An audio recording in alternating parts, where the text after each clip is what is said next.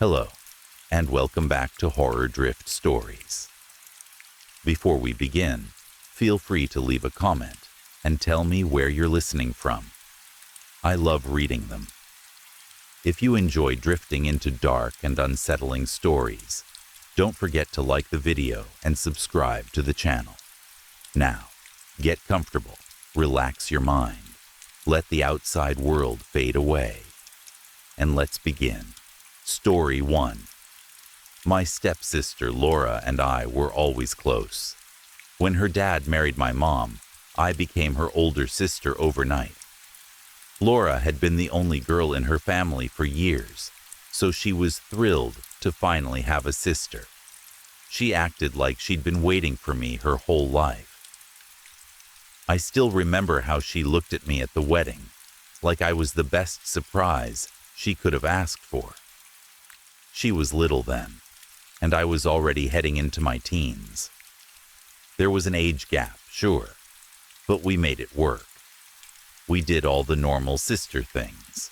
We painted each other's nails. We tried different hairstyles. We played dress-up with random clothes and laughed until our stomachs hurt. Laura loved baking with me the most. Chocolate cake was her favorite, and she'd beg to be the one who poured the sugar into the bowl. I always let her lick the spoon after we made the frosting, even when my mom told me not to, because Laura would light up like I'd handed her a trophy. It was good for me too. I had an older sister, Abby, but she left home early. She would come by sometimes, and she was always sweet when she did. We built a decent relationship, but she had her own life and her own family. She never stayed long, and I never blamed her for it. Still, it meant I didn't really grow up with a sister who was around. So Laura became that for me, in a strange way. She was my chance to be the big sister I wished I'd had. She wasn't just my stepsister on paper. She felt like my little sister in every way that mattered. When I moved away for college, I felt guilty. I was about 4 hours away from my parents and Laura. She was upset, and she didn't hide it. She cried and clung to my hoodie like it was going to stop time. I promised I'd come home for the holidays. I promised I'd call her every week. I promised so many things, and I meant them. I really did. After I finished college, I decided to stay in the city where I was. I'd found a job I liked, and I could afford to live there. I even bought an apartment in the city center, which felt like something adult and brave at the time. I still went home at least once a month to see my parents and Laura. I wanted her to feel like she still had me, even if I wasn't there every day. She was the only kid left in the house by then, and I didn't want her to feel alone. That monthly visit turned into a little routine, and it worked until Laura got a scholarship to a college in my city. It made sense for her to live with me. It was cheaper, safer, and easier than her renting a place by herself. My parents joked about it like they were handing me a wild animal. They laughed and said, "She's your problem now." Laura was over the moon when she moved in. She took over my apartment like she'd owned it for years. She claimed the spare bedroom next to mine without even asking. Within 2 days, the bathroom was full of her makeup, skincare bottles, face masks, and little jars that looked like they belonged in a science lab. I teased her about it, and she told me to shut up, smiling the whole time. Living together was actually fun at first. I helped her with her studies. I went to her hockey games and cheered like a proud parent. On Sundays, we watched scary movies together, which became our new little ritual. We'd sit on the sofa with snacks and blankets, and Laura would pretend she wasn't scared, but she always screamed at the jump scares and then laughed at herself. The weird behavior started on a night I stayed out with a guy I'd met on Tinder. He was really nice, and we hit it off. It's funny now, because that guy is my husband. Back then, it was just a first date that went better than I expected. That night, I told Laura I'd either be back the same evening if it was a disaster, or the next evening if it went well. She teased me, like little sisters do, and told me to break a leg before going back to the TV with a bag of chips in her lap. I stayed the night at his place. We even had breakfast the next morning, and it felt normal, easy, like I'd known him longer than a few hours. My phone had died when I went to bed, so I left it charging overnight. When I woke up and turned it on, I had a couple missed calls from Laura. That wasn't unusual. Her texts were the usual too. She wrote things like, "So you banged or what?" And, "I guess getting dick is more important than speaking to your sister, huh?" I rolled my eyes and smiled, because that was Laura. She could be clingy and dramatic, but in a funny way.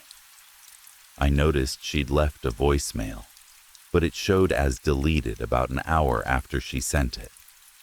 That stuck in my mind for a second, but I shrugged it off. Laura always did things like that. She'd send a dramatic message, then delete it because she didn't want to look too emotional. When I got home, though, I couldn't find her anywhere. I called her name. I checked her room. I checked the bathroom, the kitchen, the living room. Nothing. It wasn't like her to be that quiet. I texted her to tell her I made it home okay and asked where she was. The moment I hit send, I swear, I heard a soft ding from the room next to me. Her room. Her curtains were closed, which wasn't strange. Laura loved keeping her room dark like a cave. I used to tell her she was going to turn into a mushroom if she stayed in there. She'd tell me to shut up and go away, laughing as she said it. I was about to step into her room when a horrible shiver crawled down my spine. It wasn't the normal kind of fear. It was instant and sharp, like some ancient part of my brain woke up and screamed at me to stop. The fear didn't even come from Laura's room. It came from behind me. I froze, breath stuck in my throat, eyes staring into the dark bedroom. Someone was behind me in the bathroom. My thoughts jumped straight to intruder. I remembered Laura's hockey stick leaning near her door. The strange part was that it was placed so neatly, almost like whoever was behind me wanted me to pick it up. I grabbed the hockey stick with both hands and held it to my chest, like a weapon. My heart was pounding so hard I could feel it in my teeth. I spun around, ready to swing. The bathroom was empty, just the normal bathroom, cold tiles, damp smell, a hint of her perfume, Dior J'adore, floating in the air like it always did. I stood there shaking, still holding the stick. Then I checked my room. Closet, under the bed, under the desk. Nothing. I stepped out into the hallway again. Both our bedroom doors were closed, like they should be. I checked the living room and kitchen. Still and silent. Then my phone pinged. Laura had texted me. Turn around. My stomach dropped. I turned quickly and stuck my head toward the hallway. Everything looked the same, except our bedroom doors were now wide open, and the kitchen light was off. I didn't know whether to laugh or scream. I was more annoyed than scared at that point. If Laura was pranking me, it was a stupid one. I walked slowly toward the kitchen, still holding the hockey stick. I turned on the light, expecting her to jump out at me laughing like a maniac. The kitchen was empty. I turned and looked down the hallway again. Now I was irritated. I stomped into Laura's room and yelled, "Pack it in, Laura!" I flipped on her bedroom light. No Laura. My head started to hurt from confusion. I leaned against the bathroom door frame and rubbed my forehead, trying to think where else she could be hiding. Then I had an idea. If she was texting me, her phone had to be nearby. I sent her another text. "Come out now." I held my breath and listened for the ding. The apartment was silent except for my heartbeat. Then the ding rang out loudly from the room in front of me. My room. Laura was in my room.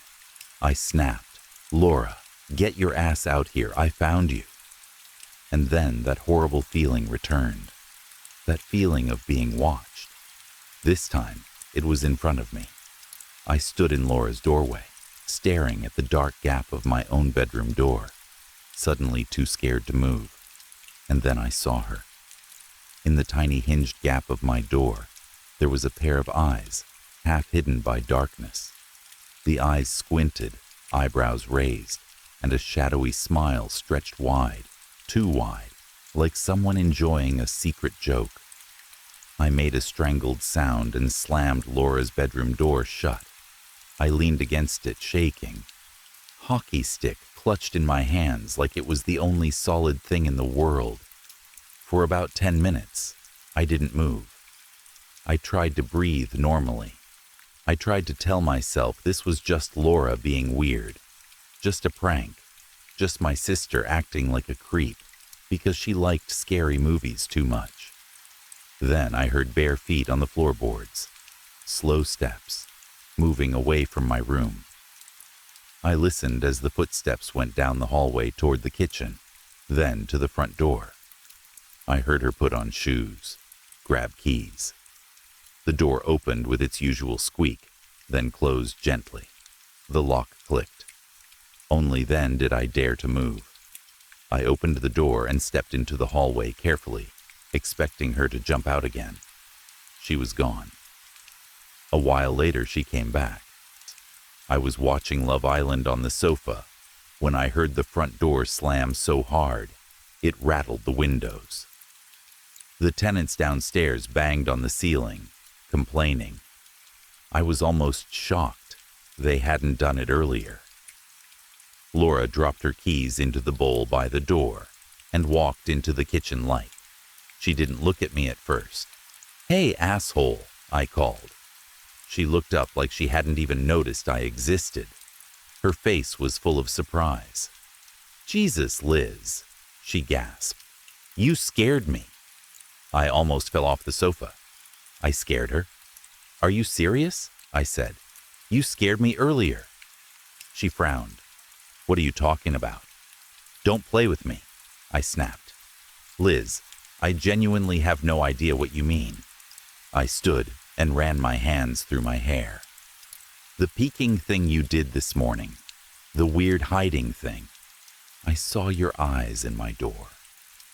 Her lips pursed as she thought. Then her face lit up like she remembered a funny meme. "Oh, that thing," she said. "Yes," I said, relieved and angry at the same time. "What the hell was that?" She giggled softly. "I wanted to prank you when you got home." "What?"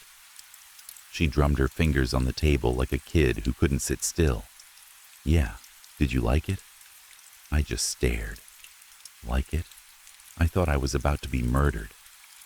"I thought you were an intruder," I said, voice rising. "I could have hurt you." She shrugged. "But you didn't." Something about that answer made me feel cold, like it wasn't fully Laura talking.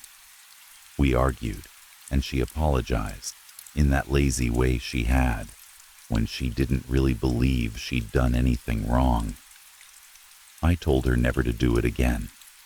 She gave me that wounded puppy look she always used when she wanted me to soften. I did, because I was tired, and I loved her, and I wanted everything to be normal again.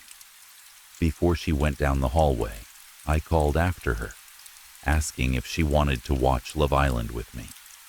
She paused and said, "Yeah. Can you promise me something, though?" "What?" I asked. There was a small silence, just long enough to feel odd. "Answer your phone next time," she said. After that, she seemed normal again. Laura went back to being Laura. No more pranks, no more strange silence. But something still felt off. She talked in her sleep, which she'd done since she was little, but now it was louder. Sometimes I could hear her next door, gasping or mumbling or making clicking sounds like she was trying to talk without words. I'd go check on her, and she'd wake up suddenly and stare out into the hallway toward the bathroom like she was listening for something that wasn't there. Then the sleepwalking started. At first, I thought it was stress, college and hockey and being away from home. It made sense. But the way she sleepwalked didn't feel normal. She'd wander into the living room and sit in front of the TV without turning it on. She'd sit perfectly straight and whisper to herself. Sometimes she'd laugh softly, like someone told her a joke. One night I woke up and heard the clicking and murmuring. I peeked out and saw her on the sofa, sitting upright like a statue. I didn't want to deal with it, but it scared me. So I walked over and shook her awake, even though I knew you're not supposed to do that. She jerked like she'd been yanked out of a dream. Her eyes were confused, and she asked me where she was. I guided her back to bed and told her good night. She fell asleep again fast, like none of it mattered.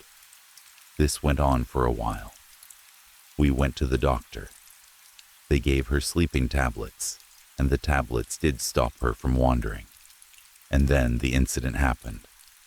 I spent a week at my husband's place. Back then, he was still my boyfriend, but it was serious. Laura told me she'd be fine. She promised she'd take her meds. We even installed cameras in the apartment just in case. One in each bedroom, one in the hallway, one in the kitchen, one in the living room.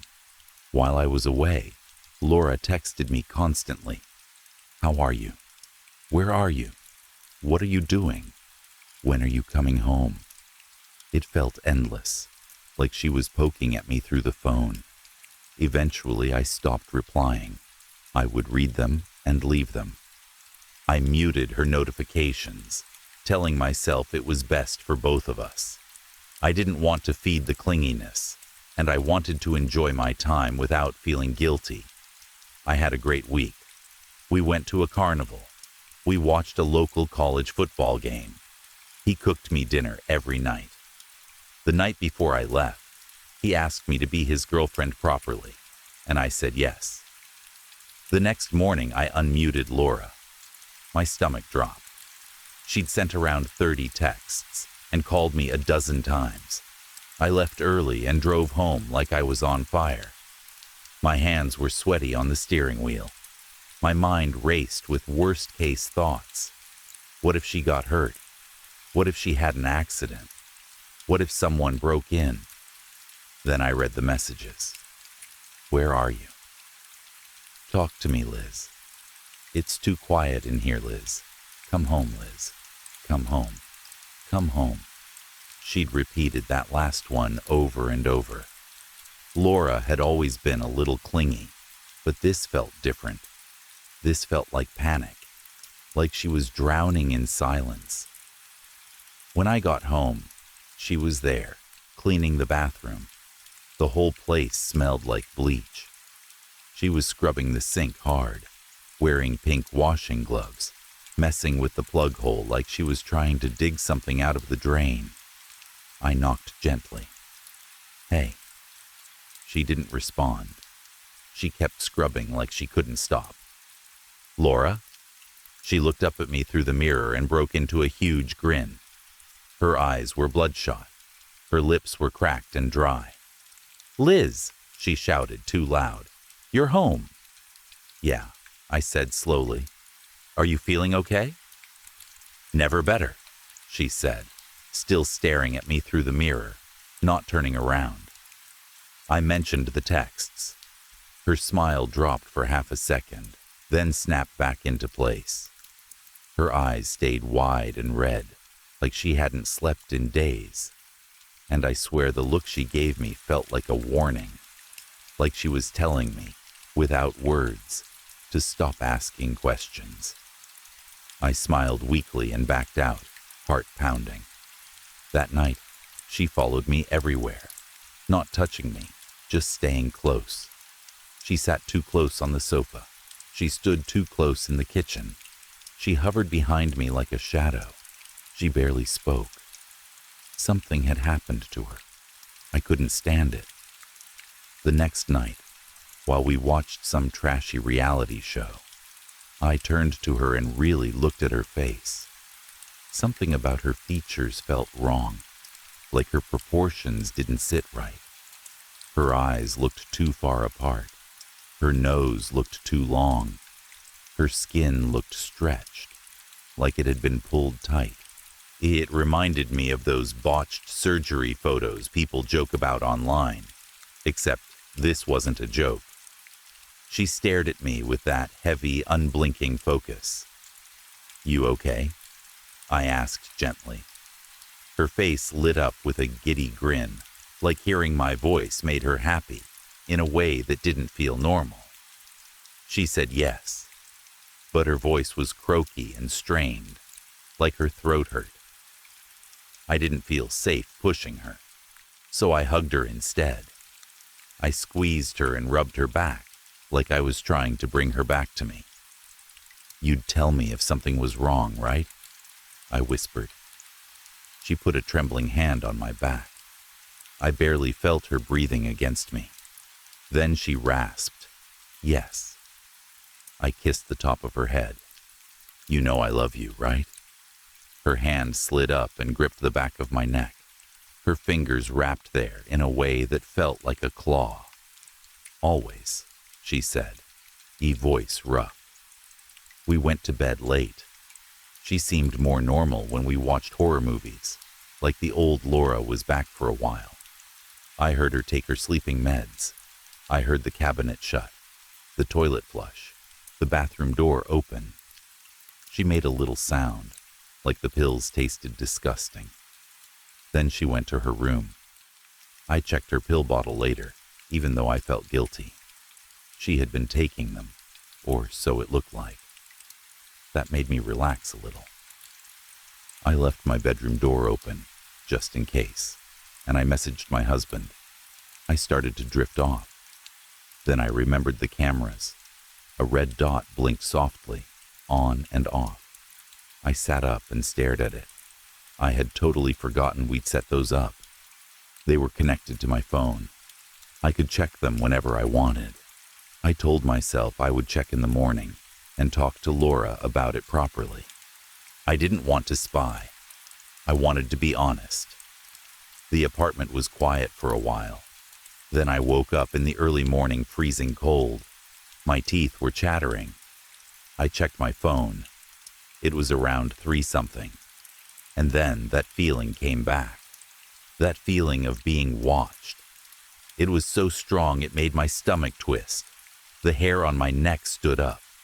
Fear slid down my spine like cold fingers. I didn't want to turn around. I had to. I hit the flashlight icon on my phone, and the bright light made my eyes sting. I aimed it at the wall for a second, trying to steady my breathing. The dread kept building until I felt sick.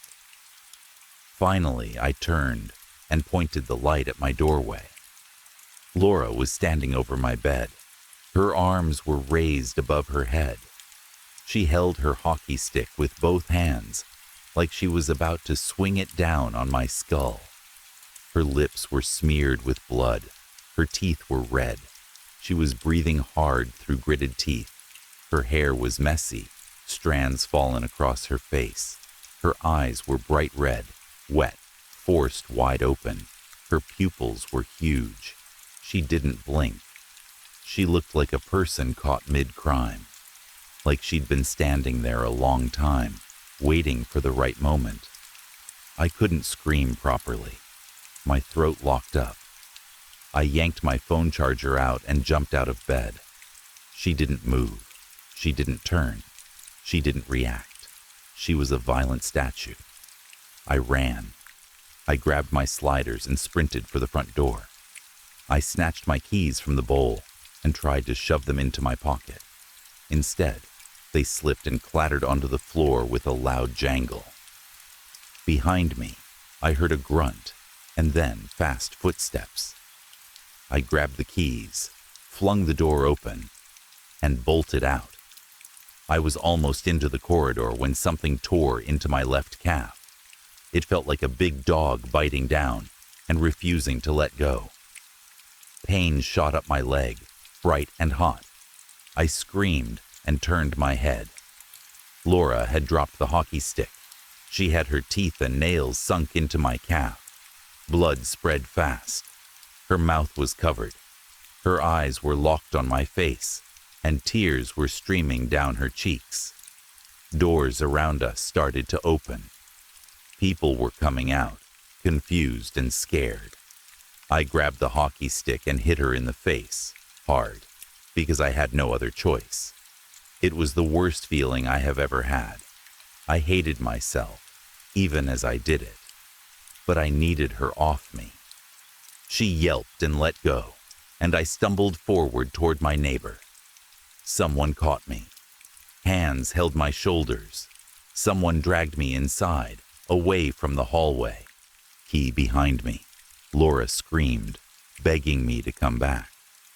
The rest of the night was chaos. I ended up at the hospital. I needed stitches. I lost enough blood to feel dizzy and sick. My husband came as soon as he could and refused to leave my side. Even the doctors couldn't pull him away for long.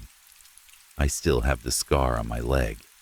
It's shaped like teeth marks, and in the right light you can see small dents from her nails too. After that night, I never saw Laura again. She vanished. People said that as soon as she let go of my leg, she ran down the stairs and disappeared into the night. The police searched. They tried. They never found any trace of her. I felt sick with guilt. She was my little sister. My job was to protect her, and I couldn't. At the same time, I was terrified of her, and that made me feel even worse, because I loved her. Loving someone and being afraid of them at the same time messes with your head. My parents were angry at first, then devastated when they understood what happened. My mom cried until her face was swollen. My stepdad went quiet. They acted strange whenever I asked questions, shushing me or changing the subject. I could tell they knew something. A week later, I cornered my mom in the kitchen and demanded the truth. I even threatened to cut contact, which was harsh, but I needed answers. My mom broke down completely. She told me Laura had done things like this before, back when she was younger and I was away at college. She would stare at people. She would follow them silently. She would hide and watch. She would growl and hiss at my parents. Sometimes she even clawed at them when they came too close. My mom said it was like Laura went feral when I left. And then, when I came back home for visits, Laura would slowly shift back to normal, back to her needy, sweet, clingy self. I felt something snap inside me when I heard that. They knew she wasn't okay. They let her move in with me anyway. They dropped her on me. I walked out of the kitchen shaking with anger and grief. I understood why they did it in a cruel way. They were scared, and they didn't know what to do. But they should have told me. They should have warned me. They should have gotten real help for her before it got that far. Later, my husband and I went back to my apartment to pick up my things. I was moving in with him. I didn't want to live alone after what happened, and I didn't want to live in that place with Laura's shadow still in every corner. Laura was gone, but the apartment still felt wrong. We packed quickly, stiff and quiet, stuffing clothes into a duffel bag like we were stealing from our own home. As we were leaving, I saw the cameras again and realized they were still on. That night, curiosity won. Fear won too. We checked the footage. Laura looked calm most of the time. That was the strange part. She wandered around the apartment in random patterns. She entered one bedroom, then the other, back and forth, like she was looking for something that kept moving. Sometimes she stood in the hallway, facing my bedroom door. She would sway slightly, mouth hanging open, drool dripping down her chin. She stayed like that for minutes, sometimes longer, sometimes hours. No wonder her lips were cracked. She spent a lot of time in her own room, too. She would sit on the floor facing her closet door, whispering to the empty space inside it. Sometimes she giggled suddenly. Sometimes she hissed. The whispers were too quiet to understand, but the way she did it made my stomach turn. The worst moments were when she stared straight into the camera lens. Tears would run down her cheeks in streams, and she wouldn't blink. One time she pressed her eye right up to the lens and stayed like that for almost an hour. It looked like she was trying to look through the camera, trying to see me on the other side. My husband shivered and pulled me closer while I fast-forwarded through it, unable to watch it in real time. That's when I realized something else. She hadn't been taking her pills. On the footage, she went into the bathroom, opened the cabinet, took 2 pills, stood by the toilet, and then dropped them into the bowl and flushed. She did it again and again, like a routine. That explained why she was awake that night. Then we saw something that made me gag. The evening before I came home, Laura ran into the bathroom holding her mouth and stomach. She leaned over the sink and heaved violently. After she finished, she shoved her fingers down her throat like she was trying to pull something out. Then she did. She pulled out a long, thick string of black hair, covered in saliva, wrapped around her fingers like wet rope. She flung it into the sink. My sister was blonde. The hair was dark. It didn't belong to her. She turned on the tap. Water overflowed and spilled onto the floor, but she didn't react like a normal person would. Her movements were delayed, sluggish, like she was lagging behind herself. Then she suddenly screamed, a loud, piercing sound full of pain and anger. She fell onto the tiles and hit her fists against the floor. She clawed at the ceramic like she wanted to dig through it. She howled and cried and called my name like she was drowning. It was horrible to watch her like that. So undone, so desperate. She begged for me to come home. The crying got louder and louder until she suddenly faced the camera. My whole body tensed. She crawled toward the camera on her hands and knees. Her face was twisted, eyes narrowed, pupils huge. She reached up and grabbed the camera, pulling it close to her face. Her voice came out sharp and threatening. "Why did you leave me, Liz?" she said. "You leave your family for a worthless man?" My husband and I froze. Then she said, low and deadly, "I'll kill him for you, and I won't let him take you away from me." We sent everything to the police, every clip, every timestamp, every horrible moment. Nothing came of it. They still couldn't find her. For years after that, I lived with fear sitting in the corner of my mind. I tried to call it worry, but it wasn't. It was fear. I imagined her showing up again, older, thinner, more damaged, more angry. I imagined her standing in my doorway with that same dead stare. And then, yesterday, it all changed. I was in bed reading, my husband beside me, when I got a call. The police found her. They actually found Laura.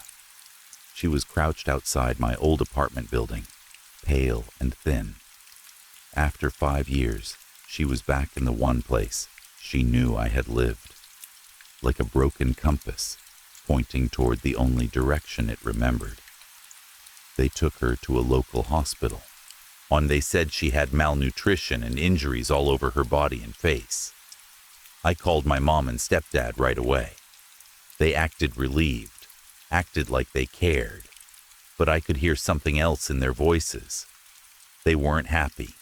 They were terrified. The police showed a picture. Laura was in a white hospital gown, arms thin at her sides, head resting on a pillow. Her eyes were crusted shut. There were scratches and scars on her face. Her lips were split open. She looked fragile and strangely peaceful, like the fight had drained out of her. Nothing like the girl who attacked me in the hallway. I cried until my throat hurt. I cried until my eyes felt dry and raw. I didn't understand why I felt relief. She had hurt me badly. She tried to kill me.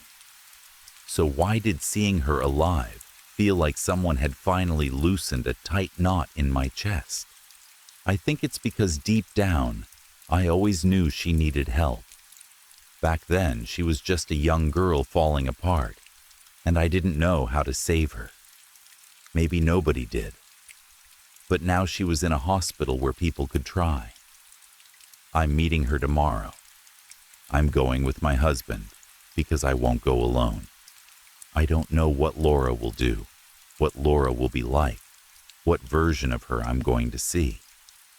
The police told me she keeps repeating the same request in a flat, droning voice. Need Liz, come home. Part of me doesn't want to go because I'm scared of the memories, scared of her eyes, scared of what might still be inside her. But another part of me knows I have to. I still love her. Even after everything, she's still my baby sister in my heart. And I can't shake the feeling that whatever happened to her in those missing years was worse than anything she did to me. I keep telling myself I'm not responsible for everything. I keep telling myself I can't fix it alone. But I also know I might be the only person who still cares about her in a real way. If Laura needs me, I'll be there. I just hope, more than anything, that the girl in that hospital bed can find her way back to being Laura again. Story 2. I live in a small town called Gillsville, Georgia. Most people have never heard of it, and honestly, that used to make me feel safe. We're about an hour from Atlanta, and not too far from the Blue Ridge Mountains, but we're far enough away that city life doesn't really touch us. There are no bright lights here, no constant noise, no rush. Life moves slowly, the way it does in mountain towns. We have farms, open fields, old family-owned stores, and endless stretches of trees that seem to go on forever. Everyone knows everyone, or at least they think they do. Churches outnumber bars, and Sunday mornings feel sacred whether you believe or not. Before all of this, the strangest thing that ever happened here was a cow getting loose, or a teenager spray painting something stupid on a barn. I had heard stories about cults hiding out in the mountains. Sure, everyone has. But those stories always stayed up there, in the hills, far away from town life. I never imagined something like that could take root here, among people I waved to every day. As far as I knew, the only religion in town was Christianity, and even that was split into a dozen different churches that all claimed they were the right one. About 6 months ago, things started to change. At first, it was small enough that people brushed it off. Farmers started reporting missing livestock. Chickens, goats, pigs. Animals would disappear from fenced land with no broken gates and no tracks. Then, about a week later, The animals would show up again, always back on the same property they vanished from. They were skinned, drained of blood. Every vital organ was gone. Hearts, lungs, liver, all removed cleanly. Most of the time, the bodies were hung up, suspended by wire pierced straight through their feet, tied to tree limbs or fence posts, like some kind of sick decoration. People got nervous fast. This is a deeply religious town, and when you mix faith with fear, things spiral quickly. Rumors spread through church groups and Facebook pages. Some people said it was Satanists, others said it was drug addicts. A few whispered about cults, but nobody wanted to say it out loud at first. Then farmers started going missing. Not just one or two people. Entire families vanished overnight. Homes were left exactly as they were. Furniture untouched, food still in the fridge, clothes still hanging in closets. The only things missing were valuables, some family photos, and anything small enough to carry easily. And every single time, those families were farmers who had reported missing livestock. The local police handled it about as badly as you'd expect. Our police force is small and underfunded, and they don't like rocking the boat. They decided these families had just left town to find work somewhere else, since their farms had been targeted by delinquents. The police chief actually said, probably just a couple of kids thinking they're funny. That was the exact moment I knew something was very wrong. A week later, the livestock theft escalated. Chickens turned into cows, bulls, massive animals that couldn't just be carried off by a prankster. And now the bodies weren't being hung anymore. They were dumped, left on people's doorsteps. Whole skinned cows, just abandoned like trash. That's when fear really set in. People were told to stay inside after dark. Farmers were told to lock their animals inside barns. Police started doing night patrols. None of it helped. If anything, things got worse. I remember one morning when I went out to check my mail. My neighbor Chris was standing in his yard with a police officer. He was furious, waving his arms and yelling so fast I couldn't understand a word. I didn't want to interrupt, so I grabbed my mail and watched from my window until the officer finally left. As soon as he did, I went outside. "Hey," I called out. "What was that about?" Chris turned around halfway up his porch steps, anger still burning in his face. "You mean that useless cop who didn't do a damn thing?" "Yeah, that was something." "Why was he even here?" I asked. He laughed bitterly. "Because of the mess in my backyard, and this shit is getting out of hand, and nobody cares." I already knew what he meant, but I asked anyway. "What mess?" "The cult, Daniel. Don't act dumb. You've heard about it. One of those sick freaks made a complete disaster of my yard while I was sleeping. Lucky bastard, too. If I'd been awake, I'd have put him down. He grabbed my arm and dragged me around back before I could say anything. I wish I had never seen it. Blood was everywhere. Guts, organs, fluids soaked into the grass. Flies swarmed so thick the air buzzed. Walking through it felt like stepping through something alive and rotten at the same time. "This is what they did," he shouted. "This." I didn't argue. There was nothing to say. I left him alone after that. Went to work. Tried to forget it.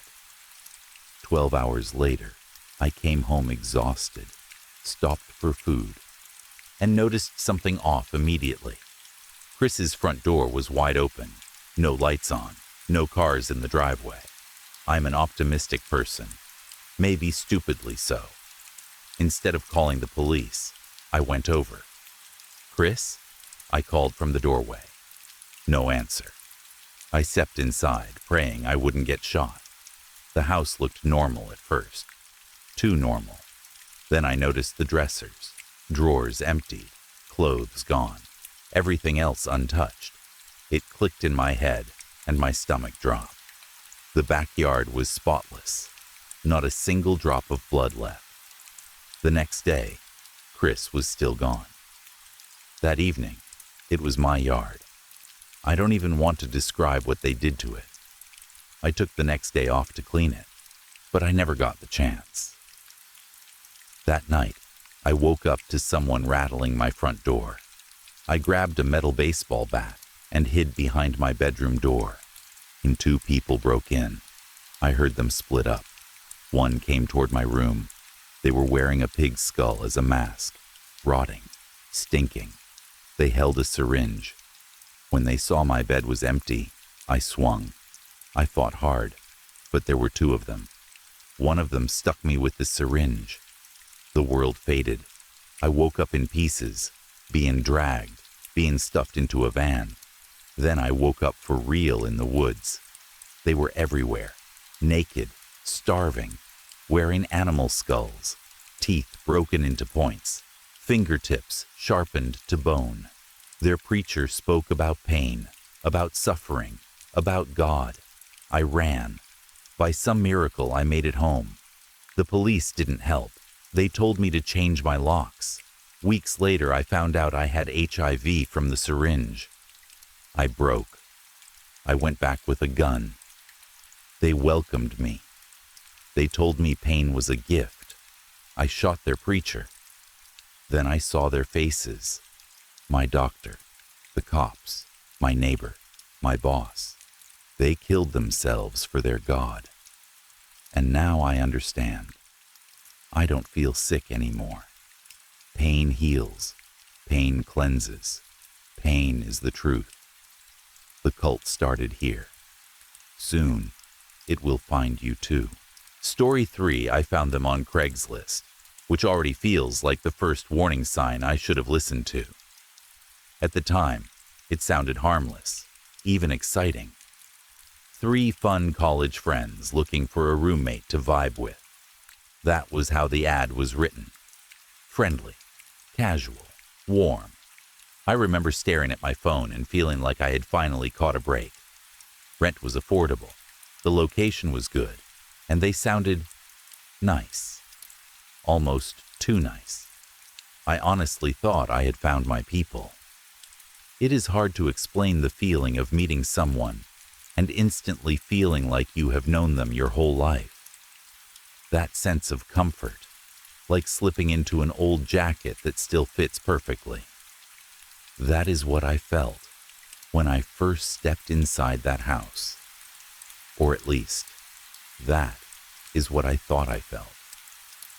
The moment I crossed the threshold, my senses were overwhelmed by one thing above all else: food. The smell hit me like a physical force, rich, warm, thick, and comforting. Tomato sauce simmering, garlic and herbs clinging to the air, wrapping around me and pulling me in. Home-cooked meals have always been my weakness. Always.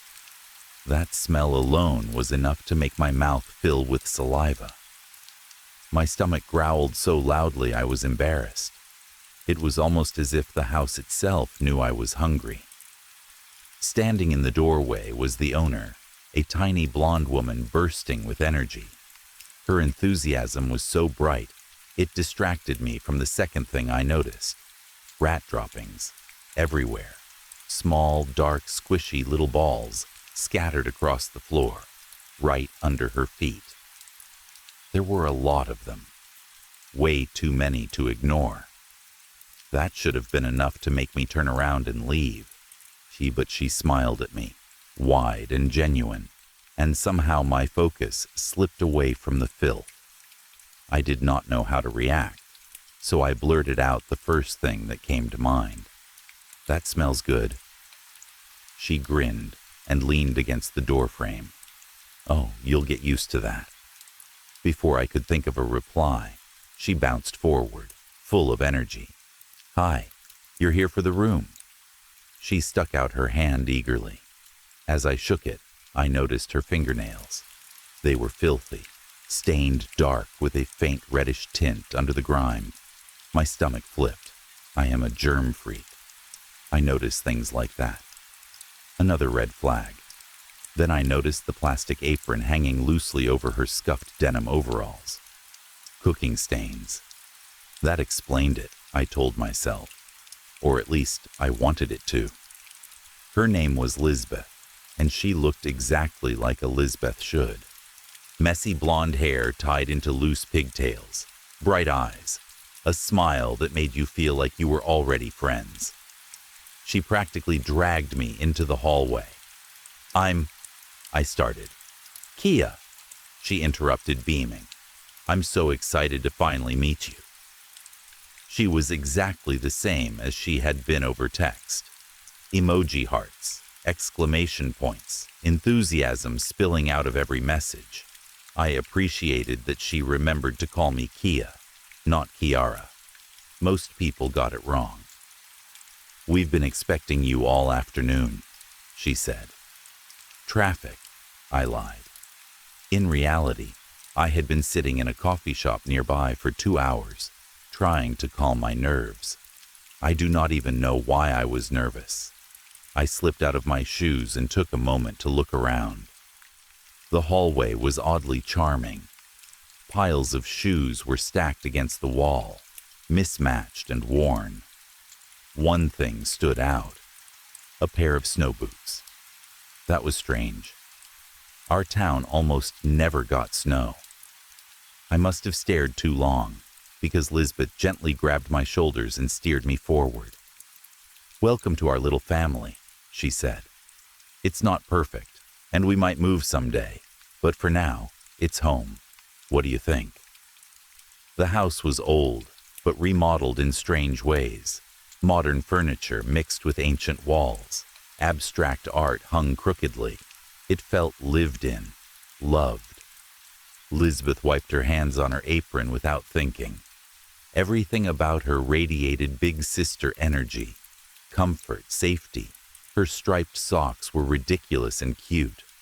We already shared interests: Japanese dramas, old horror movies. I felt like I fit. "Oh, you're an artist?"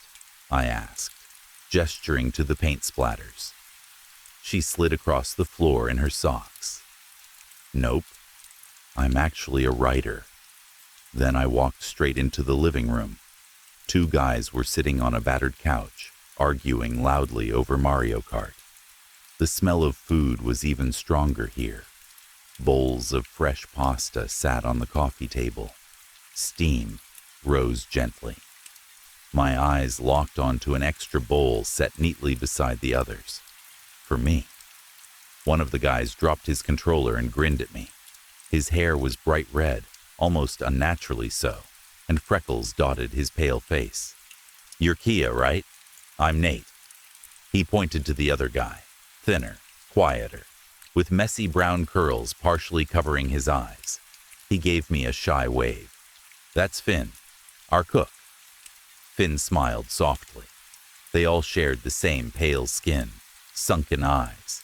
They looked like they never went outside. "Dig in," Nate said. "We knew you were coming." I sat down, barely thinking. "I can eat meat," I said quickly, noticing Nate's laugh. The first bite nearly broke me. It was perfect, rich, balanced, comforting in a way that made my chest ache. It tasted like childhood, like safety, like love. I finished the entire bowl without realizing it, and immediately asked for seconds. Finn did not hesitate. After that night, everything blurred. Finn cooked every night. Lasagna, Alfredo, risotto.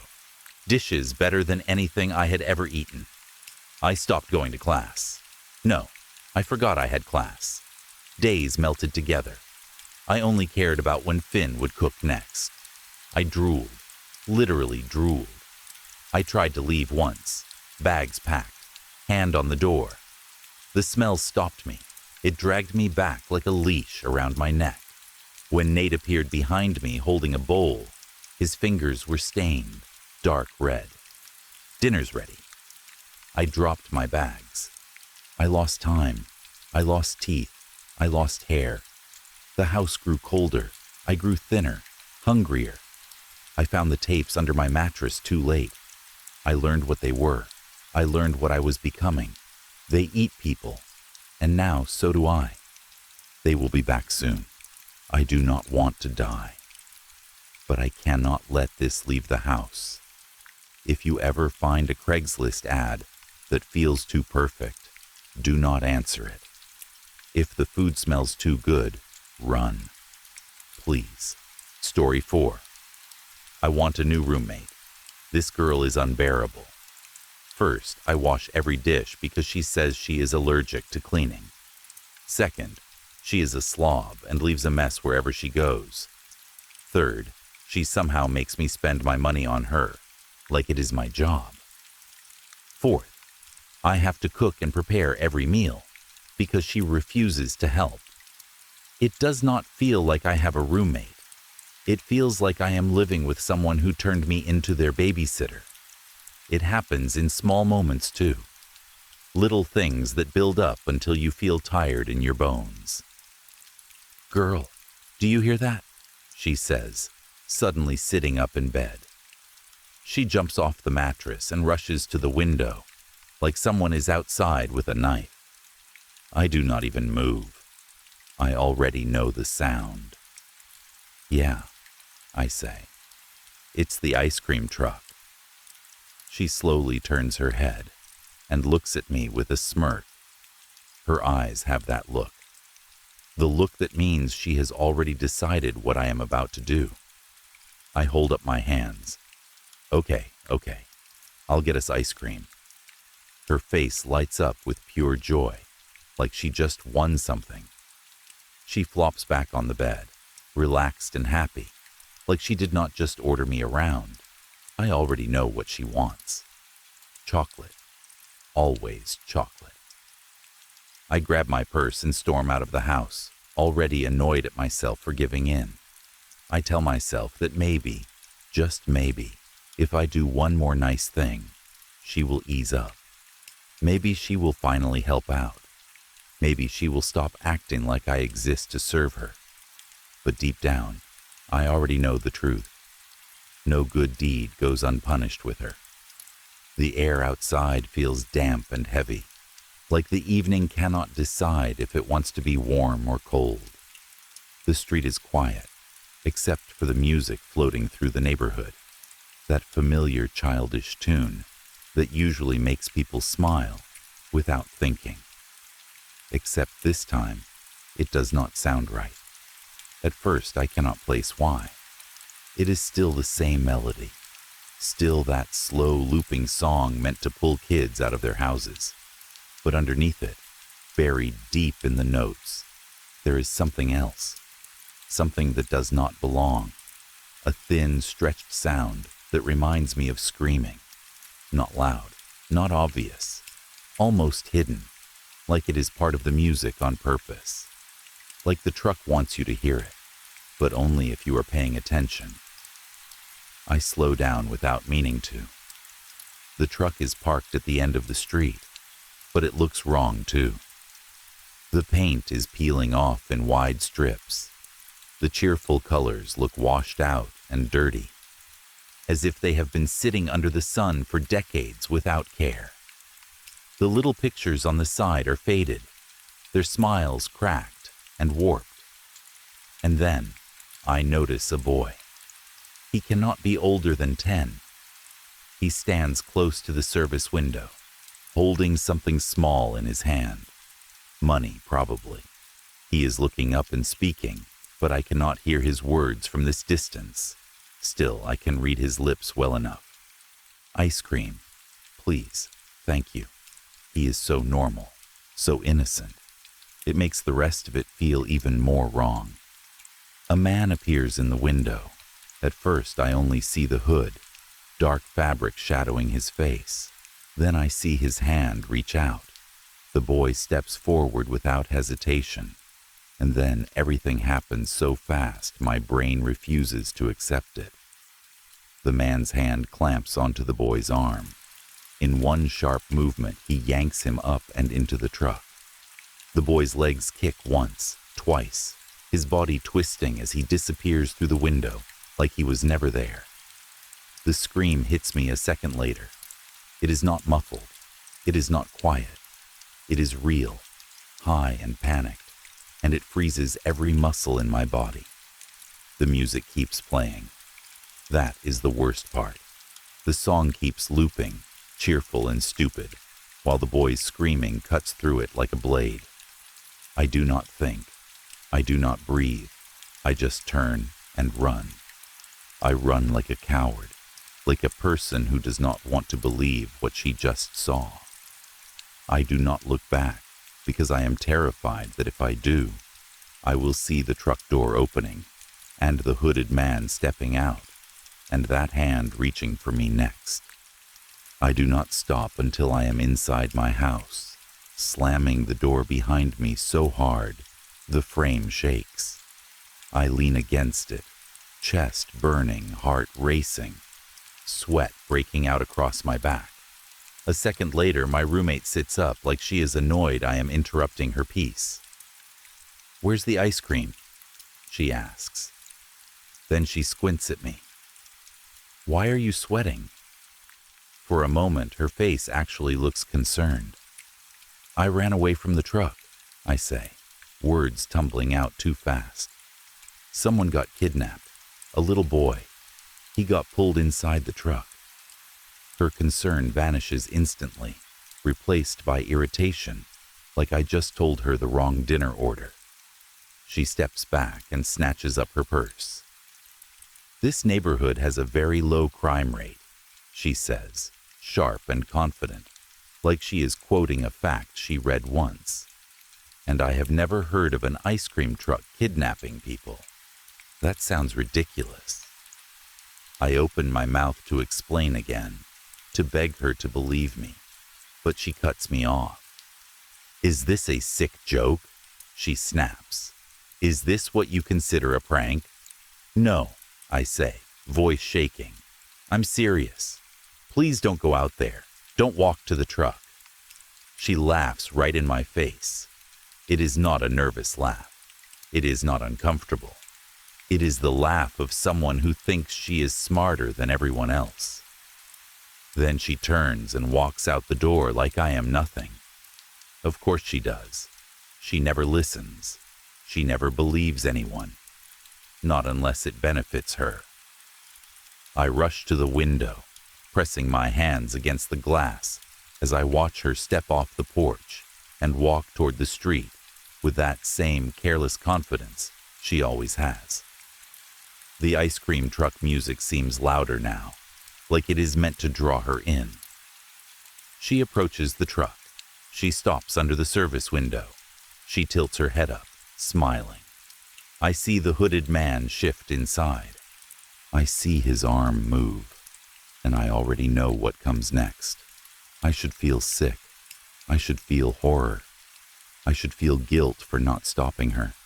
Instead, something dark and ugly rises in my chest and curls into a grin. A small laugh slips out of me before I can stop it. Because in that moment, as I watch her lean closer to the window, I realize something that makes my stomach warm with satisfaction. This is not random. This is not just a truck. This is not just a kidnapping.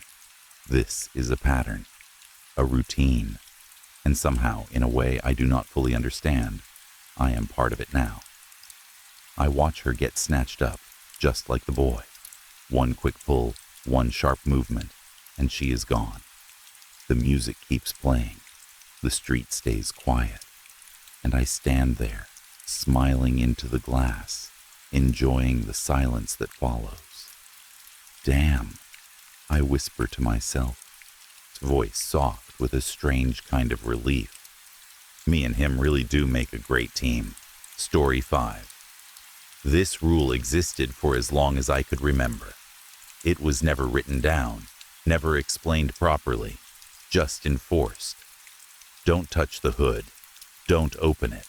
Don't ask questions. I always assumed it was about safety, like how parents tell kids not to stick their hands in places they don't understand. Engines are hot.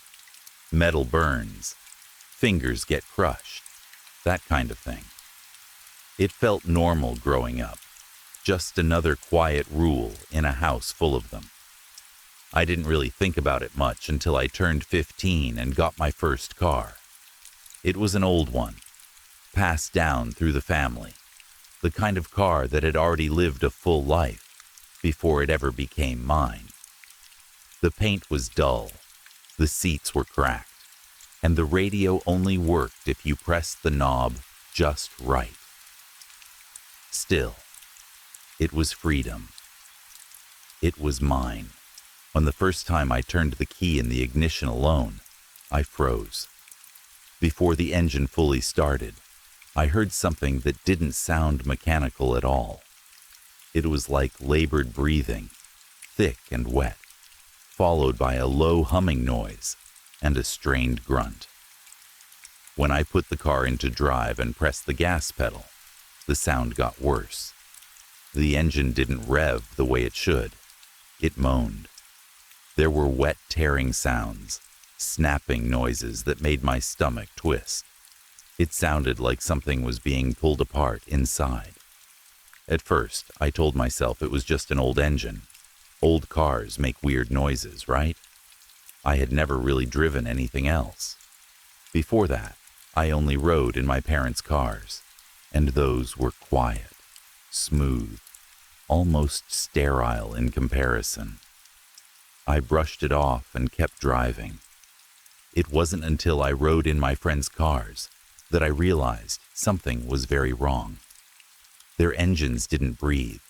They didn't wheeze or moan. They didn't sound alive. When I paid attention, really listened, I realized how unnatural my car sounded. Every start felt like waking something up that didn't want to be awake.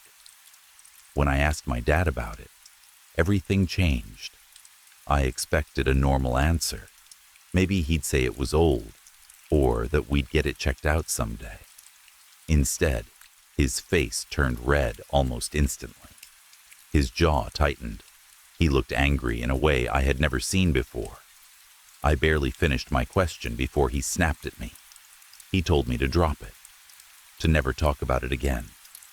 His voice was shaking, not with fear, but with rage. For a moment, I genuinely thought he might hit me. That was enough to shut me up. After that, I kept driving without ever popping the hood. I didn't want to know what would happen if I disobeyed. Still, I couldn't ignore the sounds. Sometimes I heard faint knocking, like something tapping from the inside. Other times, the air conditioning sounded wrong, like it was struggling to pull air back into itself, dragging each breath like it hurt. My friends noticed too. They joked about it at first, then stopped laughing. Some of them said the car gave them a bad feeling. A few refused to ride with me at all. I didn't blame them. Sitting behind the wheel felt like holding the leash of something dangerous. One morning, stopped at a red light on the way to school, I heard it clearly for the first time. Help. Me. Help. The voice was barely there, weak and broken, like it was coming through water. I almost convinced myself I imagined it. Almost.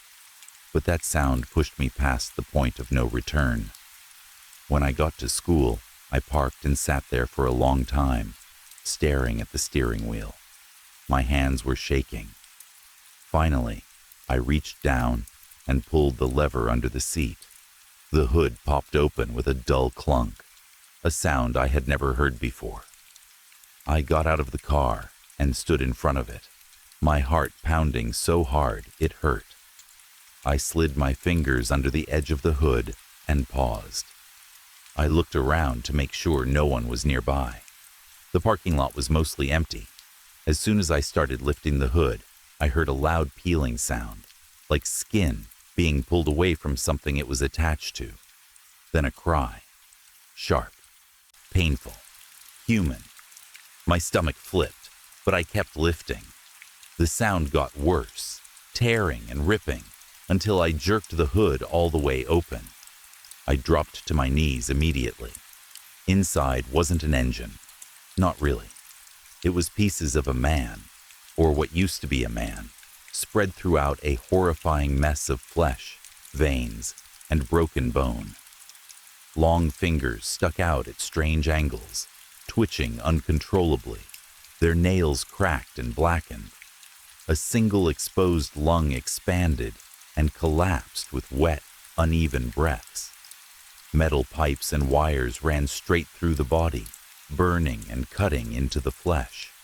Parts of the skin were charred, blackened where heat had kissed it too long. Gears were embedded where organs should have been. Then I saw the face. It was stretched tight, pulled thin, like it might tear at any moment. The eyes were forced open, bloodshot and wide, leaking black, sooty tears that streaked down the cheeks. The nose was barely a nose anymore, just two holes bubbling with mucus. The mouth hung open, teeth broken and jagged, the inside stained black. It screamed. I slipped backward, the hood crashing shut as I vomited onto the pavement. My vision spun. I couldn't breathe. I couldn't think. I somehow made it through the school day, but I don't remember much of it. All I could think about was the car. When classes ended, I sat behind the wheel, staring at the key. My fingers tingled like they didn't belong to me. When I finally turned the key, the engine groaned to life. Bones snapped, flesh tore. I drove home with tears in my eyes. Oil. I need oil. The voice came from the air vents, weak and desperate. I tried to ignore it, but it kept begging, crying, pleading. I raced home and found my parents gone. I searched the garage for oil, my hands shaking so badly I nearly dropped the container. I popped the hood again. The smell hit me first. Rot, burnt flesh, oil. The mouth opened wide, eyes leaking black tears. I poured the oil into its mouth. It drank greedily. Oil spilled down its chin, coating the broken teeth. I stopped when it finally went quiet. This became routine. The engine spoke to me, asked me to slow down, to turn the air colder. I listened.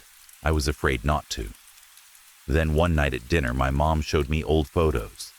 I saw him in one, a man holding me as a baby. "That's your uncle," she said. "Your dad's brother. He died young. Colon cancer," she said. That night I checked my dad's car. Inside the hood was my grandfather. My dad caught me. He told me the truth. One day it would be him. One day my mother. One day me. I shouldn't be telling anyone this, but I can't keep it inside. Someday, when you turn your key and hear something breathe back, remember this. There's more under the hood than metal, and it's waiting. Story 6. I was someone once. I mattered. I stood tall, both in my own eyes and in the eyes of others. I had a name people respected. I had a uniform I wore with pride. I had weight in the world, purpose in my bones. I am a veteran. I served 4 years in the United States military, not in the desert, not under endless sun and sand, but deep in green hell. The jungle was thick, alive, breathing. You could hear it even when you slept. It crawled into your ears, your lungs, your thoughts. I fought there. I bled there. I watched men die there. Now I am nothing. I am trash on the street, dirt under someone else's nails, something people step over without a second thought. If they look at me at all, it is with disgust, or fear, or worse, pity. I don't blame them. I barely recognize myself either. I still remember the day God turned on me. It was a bright, righteous day. One of those days that feels holy, just because the sky is clear and the air is warm. A day when you think nothing bad can happen, because the world feels balanced. That was the day I broke, both in my body and in my mind. That was the day I learned that the God I trusted was not what I believed him to be. Before that, I believed God was loving, gentle, caring. I believed he watched over me like a proud father, that he valued me as something special. I believed I mattered to him. I believed I was seen. After the war, everything blurred together. I don't remember much about coming home. I know some people cheered for us, shook our hands, thanked us for our service. Others looked away. Some spat at our feet.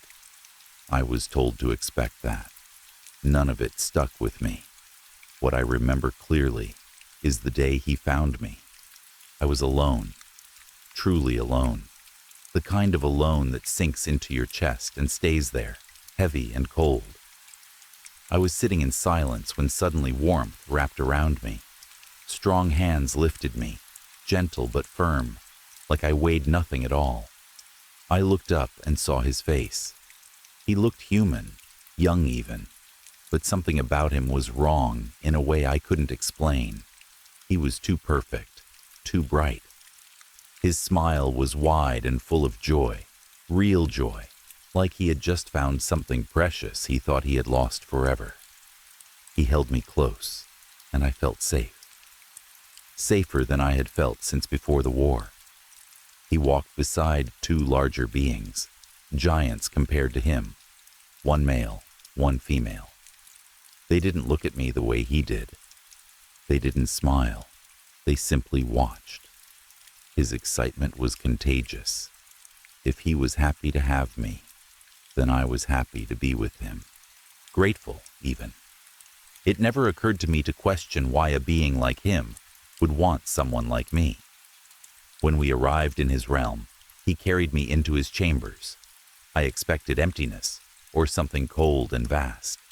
Instead, I found others, soldiers, warriors, men like me.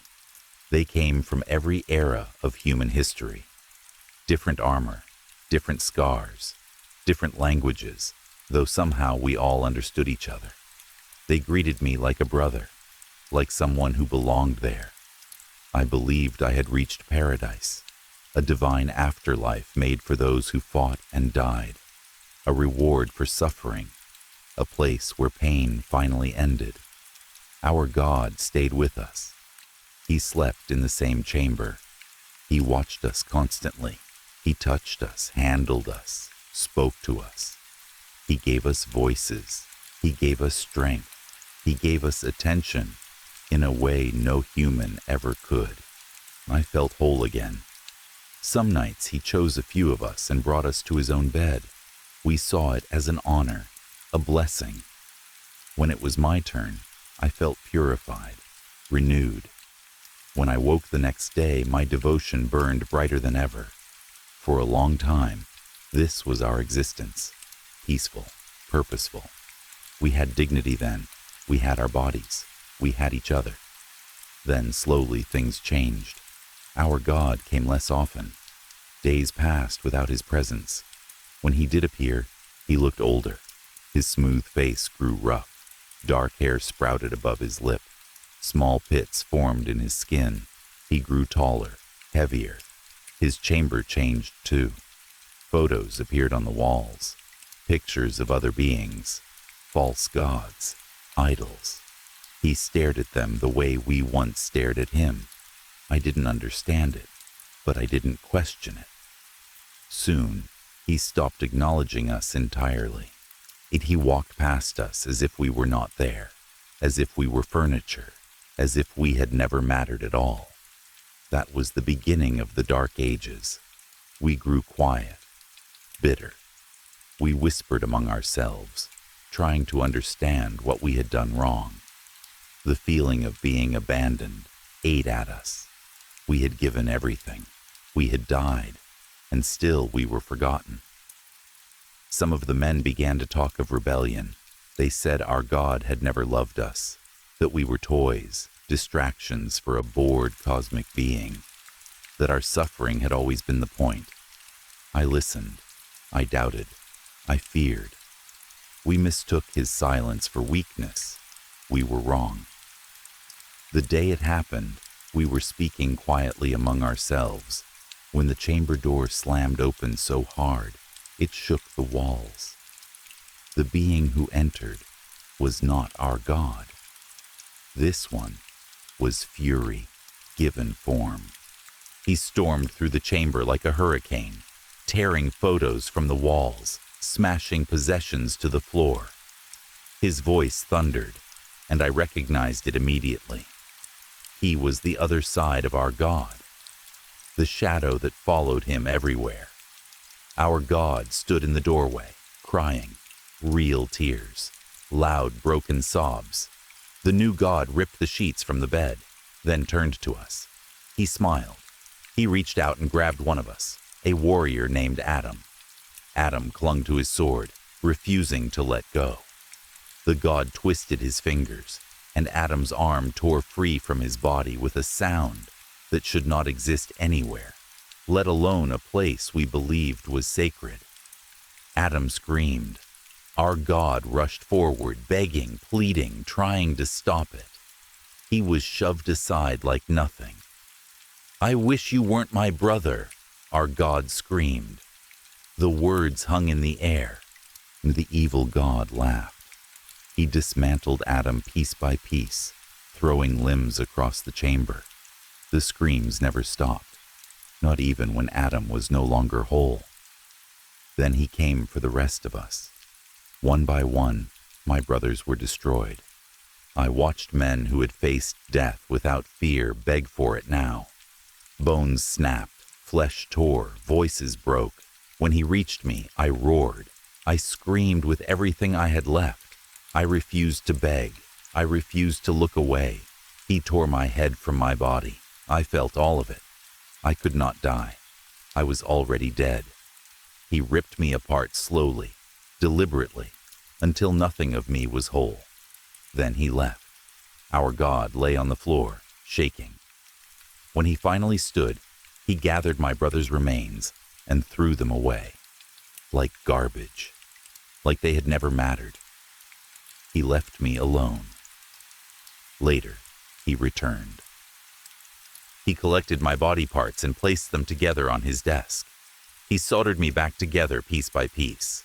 The heat was unbearable, worse than anything I felt in life.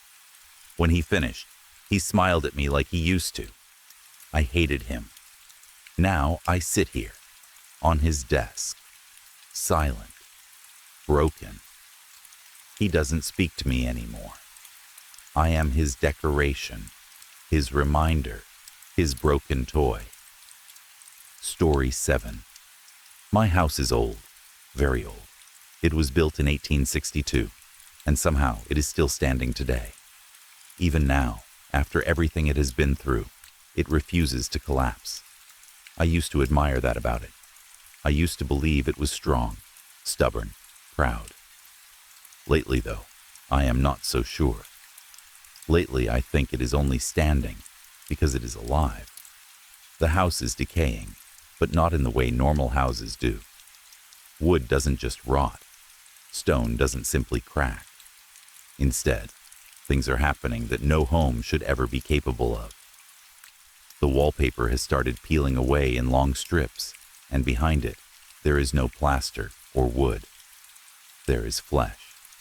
Wet pink flesh that pulses slowly, like a living thing breathing under skin. If I press my ear to the wall, I can hear a dull heartbeat. The floorboards have begun to leak. At first, it was just a dark stain spreading across the wood, like water damage. Then the smell came, thick, metallic, and oily. Blood and black tar seep up from the cracks, soaking into the boards and dripping down into the crawl space below. I mop every day. It never helps. The ceiling has its own problems. It moves. At night, when the house is quiet, it rises and falls like a massive chest pulling in air. Sometimes the breathing is slow and calm. Other nights it is fast and desperate, like the house is panicking in its sleep. It wasn't always like this. There was a time when the house was beautiful. People used to stop just to stare at it. Back then, it didn't need tricks or hunger pains. It didn't need to force itself open. It simply waited. In its prime, the house was a masterpiece. Tall white columns lined the front porch, polished so well they seemed to glow in the sunlight. The porch wrapped all the way around the house, wide and inviting, like arms ready to pull someone close. The stone exterior was clean and pale, carved with care by hands long buried in the ground. The front doors were massive, made of dark wood and framed by towering arches. When they opened, they revealed a home that felt larger than life. People fell in love with it instantly. Investors, business owners, wealthy couples, anyone with money and ambition in their blood.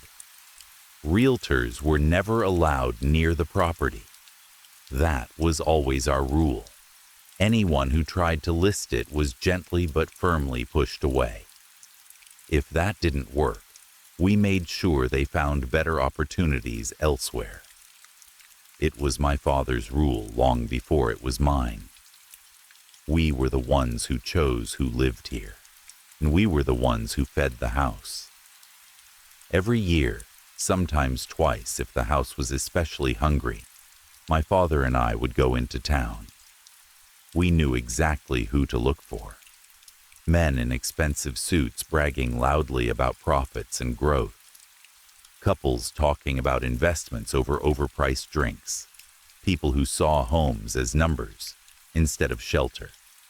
All it took was one conversation, one casual mention of a historic property with incredible rental value, one photo, one invitation for a private tour. They were always hooked.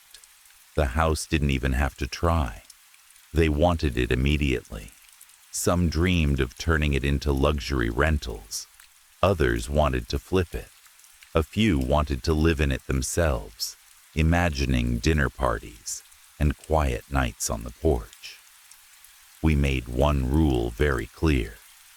There would be no landlords besides us. Some people hesitated. A few walked away, but most didn't ask questions. They signed the papers and handed over the money, too excited to care. The moment they stepped inside, the house began its work. The first impression was always perfect. A grand staircase split into two elegant curves, leading up to the second floor. A massive chandelier hung above it, scattering light in every direction. The marble floor stretched across the entire first level, cool and smooth underfoot. There were archways everywhere, each one leading deeper into the house. A dining room with a long mahogany table that could seat 12 people. A kitchen so large it made people laugh in disbelief. 4 spacious bedrooms, each with its own bathroom and walk-in closet. Outside, a swimming pool shimmered under the sun. A private court sat just beyond it, perfect for tennis or basketball. They always moved in right away. That's when the games started. At first, it was small things. A light that flickered no matter how many times the bulb was changed. A faucet that dripped constantly, even after the pipes were tightened. Doors that didn't stay closed. Cold spots in certain rooms, just enough to make them uneasy. Then the house would push further. At night, it would scream. The sound didn't come from one place. It came from everywhere. Wood groaning, metal shrieking, walls vibrating with deep, painful cries. Footsteps echoed across the marble floor, hundreds of them, racing back and forth even though no one was there.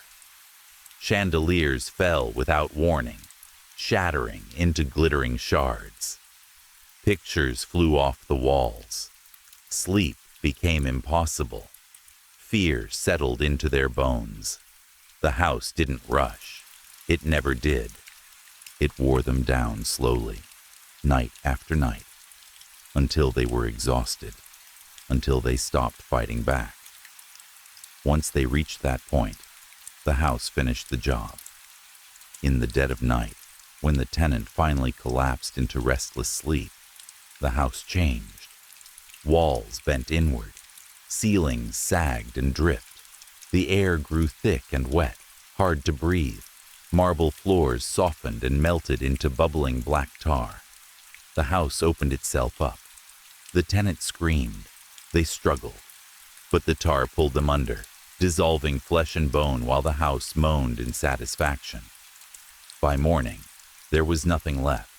No body, no mess, just silence. We would arrive later that day. The house would look perfect again, clean, calm, empty. Another tenant gone, more money in our pockets, a well-fed house. This went on for generations. My father learned it from his father. His father learned it from his own. The house had always been hungry, but it had always been controlled. It stayed hidden. It stayed patient. Until now. Now the house doesn't wait. It doesn't hide. The flesh pushes through the walls, even during the day. The blood seeps constantly. The breathing never stops. The house is breaking apart, not from age, but from something deeper, something desperate. It isn't satisfied anymore. I don't know if we fed it too often or not enough. I don't know if time itself has made it unstable. All I know is that the shell that kept it disguised is slipping. The stone cracks open to reveal muscle underneath. The wood splits to show veins. Soon there will be no hiding it. Soon the house will shed its skin completely. And when that happens, it won't just be tenants it comes for. It will be everyone. Story 8. Jim said it like he was talking about some harmless bit of mountain trivia. He leaned back in his chair with a beer in his hand, thick red beard catching the firelight, jeans and flannel making him look like he belonged out here more than any of them did. His forehead jutted forward. His eyes were small and bright. And if you didn't know him, you might have thought he was built for splitting logs instead of writing children's books. It's called The Hide Behind. Chester lifted one eyebrow. He was tall and skinny, all bone and attitude, blonde hair pulled into a ponytail, and a scraggly goatee, framing the kind of grin that usually meant trouble. He wore flannel too, like the rest of them, and he rested his hand near the pistol on his belt, like he was waiting for an excuse to show it off. The Hide Behind? He said. That's a dumb name. Of course it is, Jim replied. A bunch of drunk lumberjacks came up with it. They call it the Hide Behind because it was so quick no one could get a proper look at it. They figured it was hiding behind trees. Frank snorted. Frank was short and stocky, with shoulders that looked carved from rock. His hair and beard were black and neatly trimmed, his jaw square and heavy. He didn't have a job because he didn't need one. He'd been born into money and carried it like a man who knew it, but didn't brag about it. He was usually the calm one. If no one ever saw it, Frank asked, how did they know it was hiding behind trees? They didn't know, Jim said. Not really. All they knew was lumberjacks kept disappearing, usually at night. No tracks, no blood, no scraps. So they decided it had to be some big sneaky predator, something that could get close without being seen. Tom shook his head. He was the most normal-looking of the four. Average height, reasonably fit, brown hair, brown eyes. The kind of guy you'd forget 5 minutes after you met him. He worked a desk job and made good money doing it, but he still felt like an outsider out here sometimes. So what? Tom said. They just decided there was a magic invisible bear? Jim took a slow sip of beer. Basically. Chester scoffed. 19th century people were idiots. They weren't the first people up here to come to the same conclusion, Jim said, leaning forward a little. He pointed at Chester with his bottle like he was scolding him. You ever hear of the Wendigo? Chester rolled his eyes like he'd been asked if he'd ever heard of a vampire. Yeah, Jim. I've got TV. Do you know the actual stories? Jim asked. Not the comic book version. Frank nodded slowly. Evil spirit. Makes a person hungry. They start eating people and turn into a monster. That's the gist. And they're Canadian, Chester added. Wolverine fought one in a comic. They're not just in Canada, Jim said. Stories pop up around the Great Lakes, parts of the north, and there are older ones tied to these mountains too. You ask the folks on the reservation, and they'll tell you, this area has its own version. The mountain they were on was one of the many peaks folded into the Appalachians, prime elk country. Frank owned a big piece of land up here, and he'd built the lodge for this exact reason. Once a year, they'd come up for a week of hunting and drinking, and pretending they were still the same guys they were in their 20s. Half the time, nobody shot anything bigger than a beer can. It didn't matter. The point was being away from everything else. I thought they don't talk about stuff like that, Tom said. They're not supposed to, Jim replied with a shrug. I've been buying drinks and asking around all year. Didn't learn much. Frank frowned. Why are you asking about Wendigos if you write children's books? Children's books pay the bills, Jim said, but I've been thinking about doing something different. Local legends, how they connect, how they get twisted over time. I thought it would make a good book. It would, Frank admitted, but why won't they talk? Superstition, Jim said. They think saying the name is bad luck, and some of them think talking about it is like calling it, like you're tapping on a window in the dark. Chester laughed through his nose. They really believe it'll show up if you talk about it? Some do, Jim said. I got a couple drunks talking once, and the rest of the bar threw me out. They said if I kept asking about it, I'd get eaten. Frank shifted in his chair, like the fire had suddenly gotten too hot. Well, let's hope they're wrong, because we're literally talking about it on a mountain that supposedly had one. Relax, Jim said. It's a ghost story. I wish it wasn't, Chester muttered, patting the pistol on his belt like it was a good luck charm. I'd kick its ass. Sure you would, Tom said, smirking. Chester always talked big, especially with beer in him. The problem was, he was the kind of guy who believed his own hype. Damned right I would, Chester grinned, louder now, cocky enough to tempt the woods itself. You hear that, Mr. Wendigo? Come out and play. Chester Benning's gonna stick his foot in your ass. They kept drinking after that. The first day always went the same way. They'd hauled supplies in, argued over who forgot what, checked the rifles, complained about the cold, and then settled into the lodge like it was a second home. The place looked like a log cabin from the outside, but inside it had comfort as long as the generator kept running. No cell reception, no internet, just old DVDs, a wood stove, and 4 men pretending the world couldn't reach them up here. They were arguing about what movie to put on when the power cut. The lights died. The TV blinked off. For a second, only the orange glow from the stove lit the room, throwing shadows across the walls. They all cursed at once, like a chorus.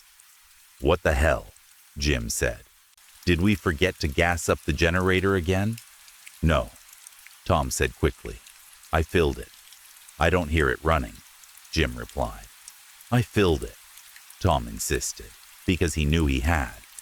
He remembered the smell of diesel on his gloves. Frank stood up and grabbed an electric lantern from a hook. It clicked on, bright and cold. "Flashlights in the kitchen," he said. "Let's go check." Without saying it out loud, all four of them grabbed guns. It wasn't paranoia. There were bears up here, and badgers, and a dozen other things that could hurt you when you were far from help. They were 3 hours from the nearest town, and the only thing that connected them to the outside world was the dirt road they'd driven in on. For Frank opened the door, and a blast of cold slapped Tom across the face. Snow had piled up faster than Tom expected, 1/2 foot already, with more falling in lazy flakes. The moon was only a pale smear behind thick clouds. The trucks sat out front, dusted white. The dirt road curved off into the trees like a dark scar. They trudged around the lodge to the generator shed. The generator was a big blocky thing painted green, sitting behind the cabin like a loyal dog. Diesel jugs were stacked beside it. Chester checked the wiring, checked the tank, tinkered with it like it had personally insulted him, then flipped the switch. The engine kicked on immediately, purring like nothing was wrong. Chester frowned. "That's weird." "What?" Jim asked. "There's nothing wrong with it," Chester said. "It's like somebody just turned it off." Frank's face tightened. "Glitch?" "Maybe," Chester said, but he didn't sound convinced. "These things don't just shut off." A voice came from the trees behind them. "Come out and play." It sounded exactly like Chester, but Chester was standing right next to Tom. Tom spun around so fast his boots slipped in the snow. His flashlight beam jerked across the tree line, and for a second it caught something that didn't belong. A figure, gray, too thin, like a skeleton wearing skin. It stood about 30 feet away, half hidden by trunks and shadow. 2 circles of green light glowed where its eyes should have been. Tom's stomach dropped. Adrenaline surged so hard his hands went numb. He dropped his flashlight and jerked his rifle up, fumbling for his grip. He heard shouting, the scrape of boots. In the click of safeties, the figure turned calmly and stepped behind a tree. It wasn't even a big tree. Tom waited for it to step out the other side. It never did. It was gone. "What the hell was that?" Frank demanded, voice sharp and angry like he could scare it back into reality. "Did you see it?" "We all saw it," Tom said, breath coming too fast. Jim took a step forward, eyes scanning the snow. "Maybe we should look for tracks." "Screw that," Chester snapped. "We go inside. We lock the door." "I say we leave," Tom said, and the words surprised him with how desperate they sounded. "Right now." "Too dangerous," Jim said. "That road is bad enough in daylight. You want to wreck a truck and get us stuck up here?" "And it's slow," Frank added, rifle still raised toward the trees. "We'd be sitting ducks." They started back toward the lodge, rifles sweeping, shoulders tight, every crunch of snow sounding too loud. The lodge door was open. Light spilled out onto the snow like a welcome sign. Tom stopped so suddenly, Frank almost bumped into him. "Stop," Tom hissed. Frank lowered his voice. "What? You see something?" "We didn't leave the door open," Jim said, gripping his rifle harder. Chester swallowed, and for the first time, The tough guy tone slipped. You think it's in there? Tom stared at the open doorway. It looked warm, safe. It looked like the only place on the mountain where a person should want to be. And that was exactly why it felt wrong. I don't want to find out, Tom said. Maybe we should get in the trucks after all. I told you that's a bad idea, Jim muttered, but he didn't sound as sure anymore. Frank's flashlight swung toward the trucks. He froze. Guys, he said quietly, I don't think we're going anywhere. Tom followed his beam and felt his stomach twist. The trucks sat lower than they should. All 4 tires on both pickups were flat, sagging into the snow like dead animals. Chester cursed, loud and furious. It slashed the tires. That son of a bitch slashed my tires. Maybe we can still drive, Tom said, but he didn't believe it. Not on that road, Jim said. We'll rip the bottoms out. Chester's face went hard. He aimed his rifle at the open door. You know what? I hope it's in there. Jim let out a shaky breath. I'm hoping it isn't. I'm gonna blow its head off, Chester growled. It touched my truck. Nobody touches my truck. Then he shouted into the woods, voice cracking with rage and fear. You hear me, you skinny prick? You're dead. You hear me? Frank rounded on him. God damn it, Chester. Shut up. This might not be happening if you hadn't been yelling earlier. Bullshit, Chester barked back. If it heard me, it was already close. None of this is my fault. Then he stormed toward the lodge, like he needed to prove something to himself. The others followed because there was nowhere else to go. Tom's heart hammered as they approached the door. The open doorway felt like a mouth. Something about it was wrong. If the creature was smart enough to shut off the generator, it was smart enough to leave traps. If it could mimic voices, it could mimic safety too. Tom's eyes flicked upward. 2 green lights stared down from the roof. The roof! Tom shouted. He fired.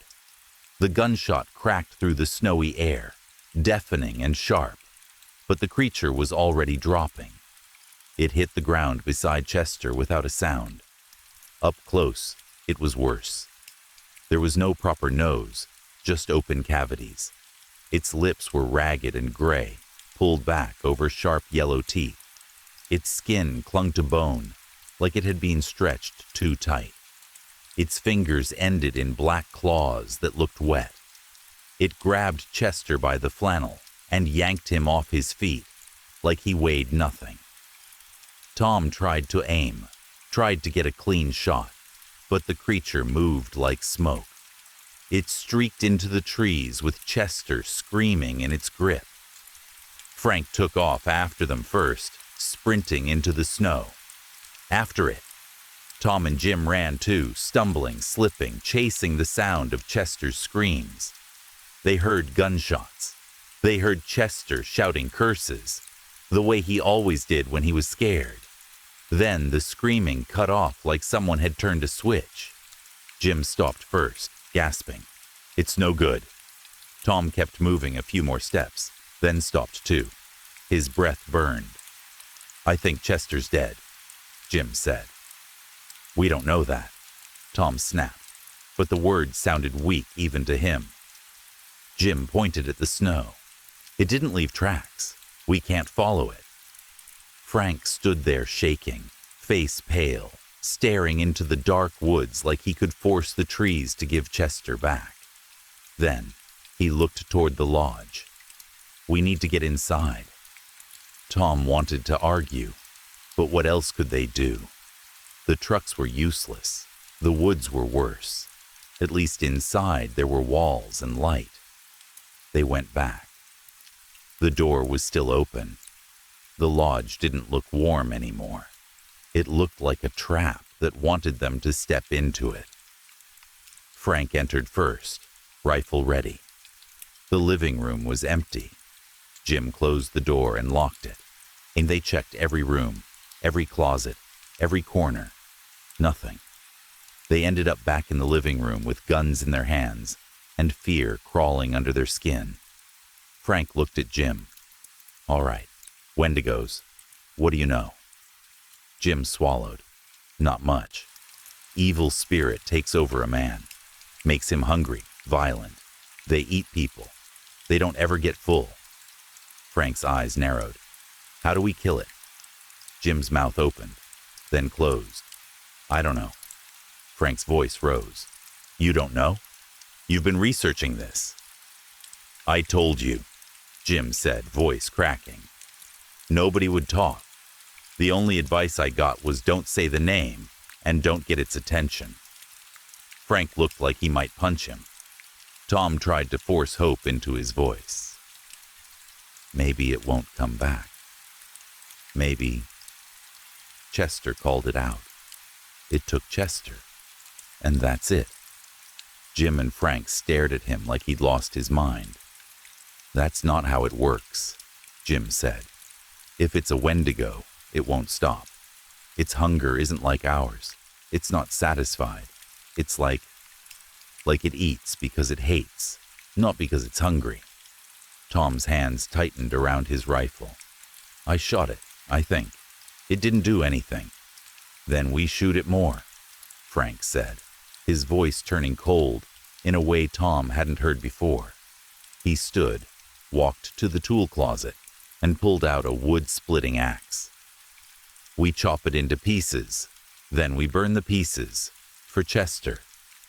For Chester, Jim whispered, and he went to the kitchen and came back with a meat cleaver. It looked ridiculous in his big hands, but he held it like he meant it. Tom opened his mouth to speak, to say anything that sounded brave, but he stopped. Someone was jiggling the door handle, then pounding, hard enough to rattle the wood. Chester's voice shouted through the door. Hey, it's me! Open up! Frank's face tightened. Jim's eyes went wide. Tom felt ice slide down his spine. Chester, Frank called, voice cautious. No, it's the Easter Bunny. Chester snapped back. Of course it's me. How'd you get away? Jim asked. Get away? Chester laughed, and something about the laugh didn't sound right. Like the shape of it was wrong. I shot the bastard. Told you I'd kick his ass. Then the voice hesitated, almost like it was searching for the next line. I don't think it's dead, though. Let me in. Frank raised his flashlight and nodded at Jim, who lifted his shotgun toward the door. Come to the window. Let us see your face. Come on, Chester pleaded, annoyed now. We don't have time. That thing could come back any second. Tom swallowed. If it was really Chester, he'd understand. He'd be angry, but he'd understand. He'd show his face. Frank repeated it harder. Show us your face. There was a pause. Then Chester snapped. Who else would it be, dumbass? Tom's blood went colder. Then the sound of keys jingling came from the porch. Tom's mouth went dry. He doesn't have keys, he whispered, but it was too late. A gray hand smashed through the window beside the door. Glass exploded inward. The hand grabbed Jim's shotgun barrel and yanked it like it was taking a toy from a child. The gun fired once, booming in the small room, deafening them all. The hand tore it away through the broken window. Jim stumbled forward, nearly falling into the glass. Frank raised his pistol, trying to aim, but Jim was in the way. The hand snapped back in and seized Jim by the flannel. It jerked him toward the window with a strength that didn't make sense. Jim screamed. Frank fired, leaning toward the window, shots cracking in quick bursts. Tom lunged for the door, unlocked it, and yanked it open, because some stupid part of him still wanted to believe Chester was out there. The Wendigo was right outside. It was bigger than before. Still too thin, still gray and starving looking, But now it was taller, stretching up over the porch like it had grown in the last 10 minutes. It held Jim in one clawed hand, like Jim was nothing but a struggling coat. Tom raised his rifle and fired at its head. The Wendigo barely reacted. Jim pulled his pistol and emptied it into the creature's chest, desperate and wild. The bullets did nothing. Tom shot again, closer, you aiming for the glowing eye. The Wendigo paused and turned its head slowly, like it was curious. It smiled. Tom fired again. The creature howled, and for half a second it sounded almost human, like pain was only a memory it enjoyed revisiting. Then the ruined eye healed, the glow flaring back to life like a light turning on. Jim ripped the meat cleaver free and swung it at the arm holding him. The blade bit in. Dark fluid sprayed. The Wendigo didn't loosen its grip. Its other hand grabbed Jim's wrist and yanked. The sound of it was wet and wrong. Jim's arm tore free. Jim screamed so loud Tom felt it in his teeth. The Wendigo stuffed the arm into its mouth and bit down like it was eating a piece of bread.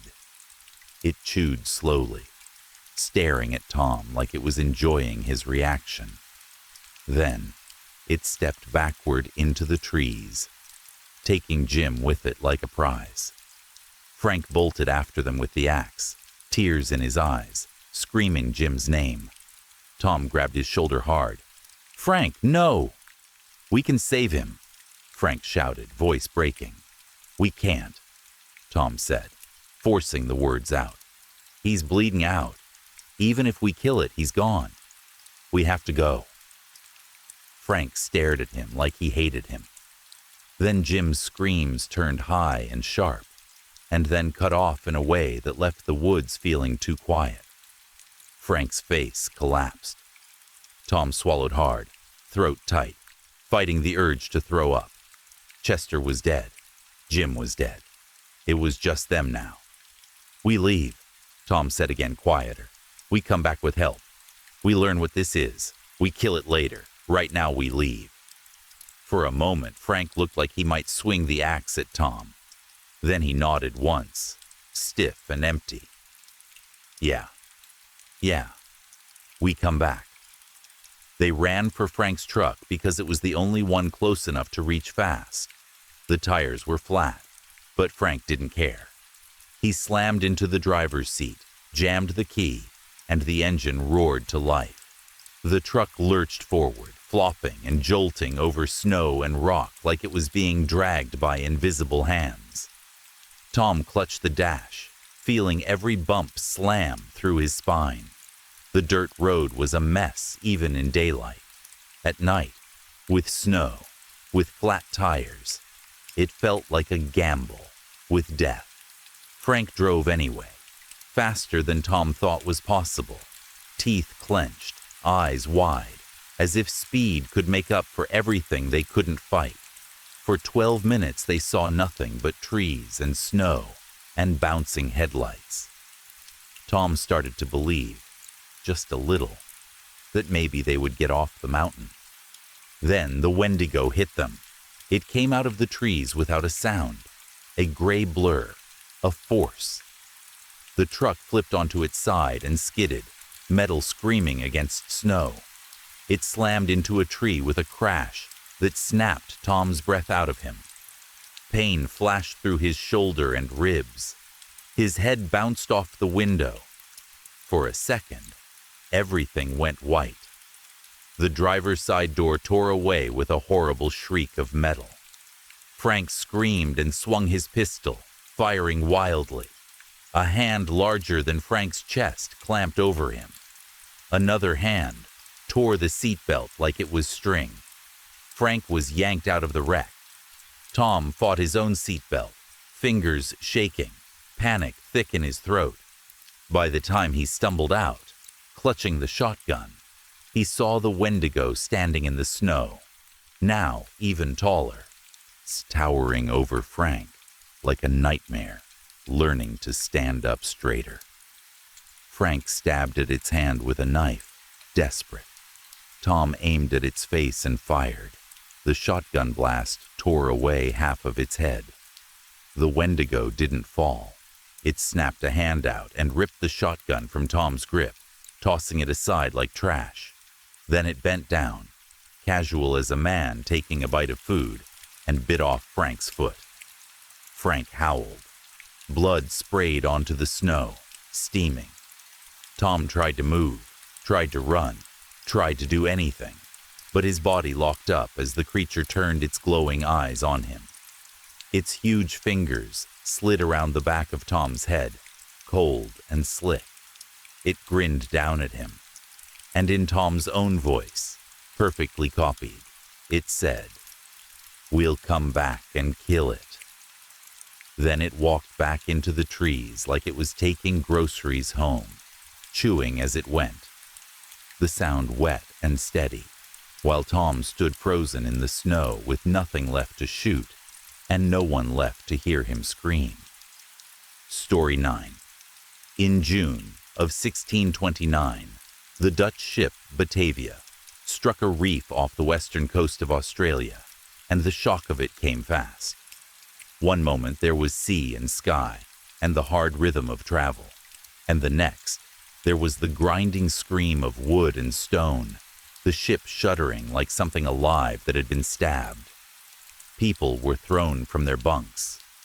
Crates broke open, barrels rolled, lamps fell and died.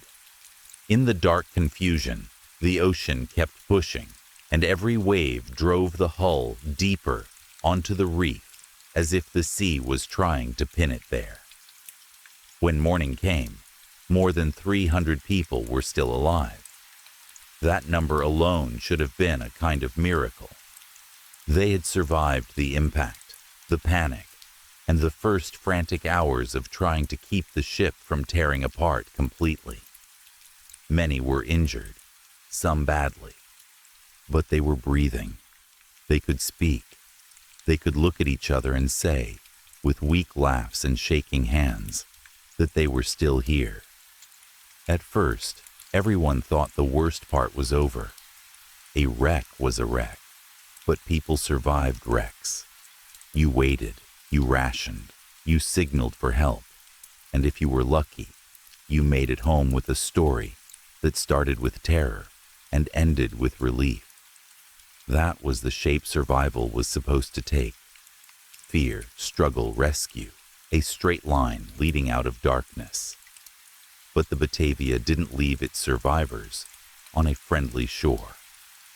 The land nearby was a scatter of small islands, low and barren, the kind of place where the sun felt like a hammer and the wind tasted of salt. Fresh water was limited, sometimes just a small seep in sand, sometimes nothing at all. Food wasn't something you found easily. There were birds, some fish, bits of shellfish if you knew where to look, but not enough for hundreds of hungry mouths. Everything the sea hadn't already ruined had to be carried from the ship in small loads, while the wreck still held together. The ship itself became a strange sort of bridge between two deaths. Stay on it too long, and you risked the sea taking you when it finally broke apart. Leave too soon, and you risked dying on the islands with nothing. So the survivors moved back and forth, hauling what they could, arguing and praying and crying, trying to build order out of panic.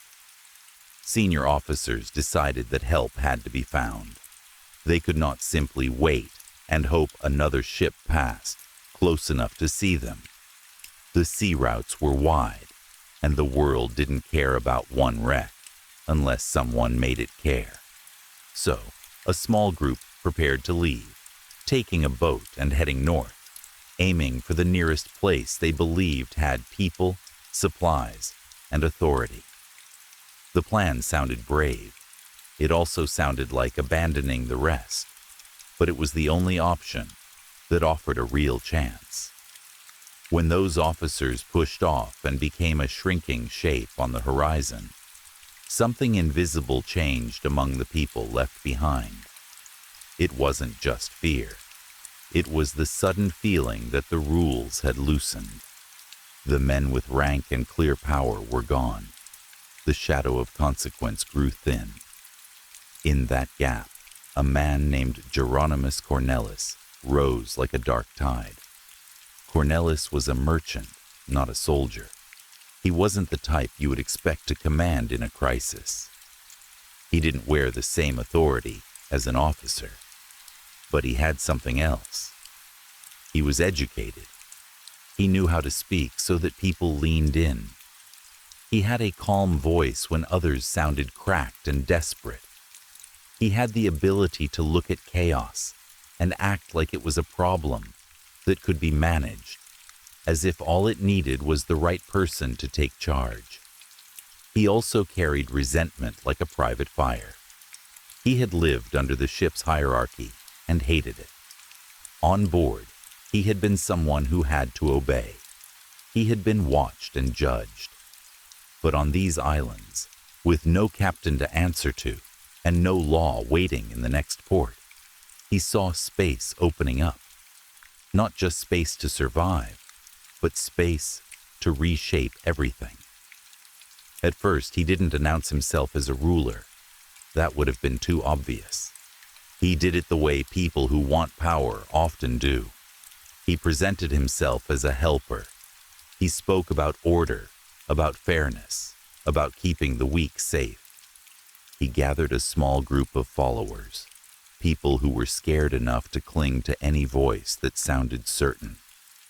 He gave them tasks. He made them feel important. He told them that if they didn't take control, the group would dissolve into hunger and violence. Then, quietly, he began to decide who mattered and who didn't.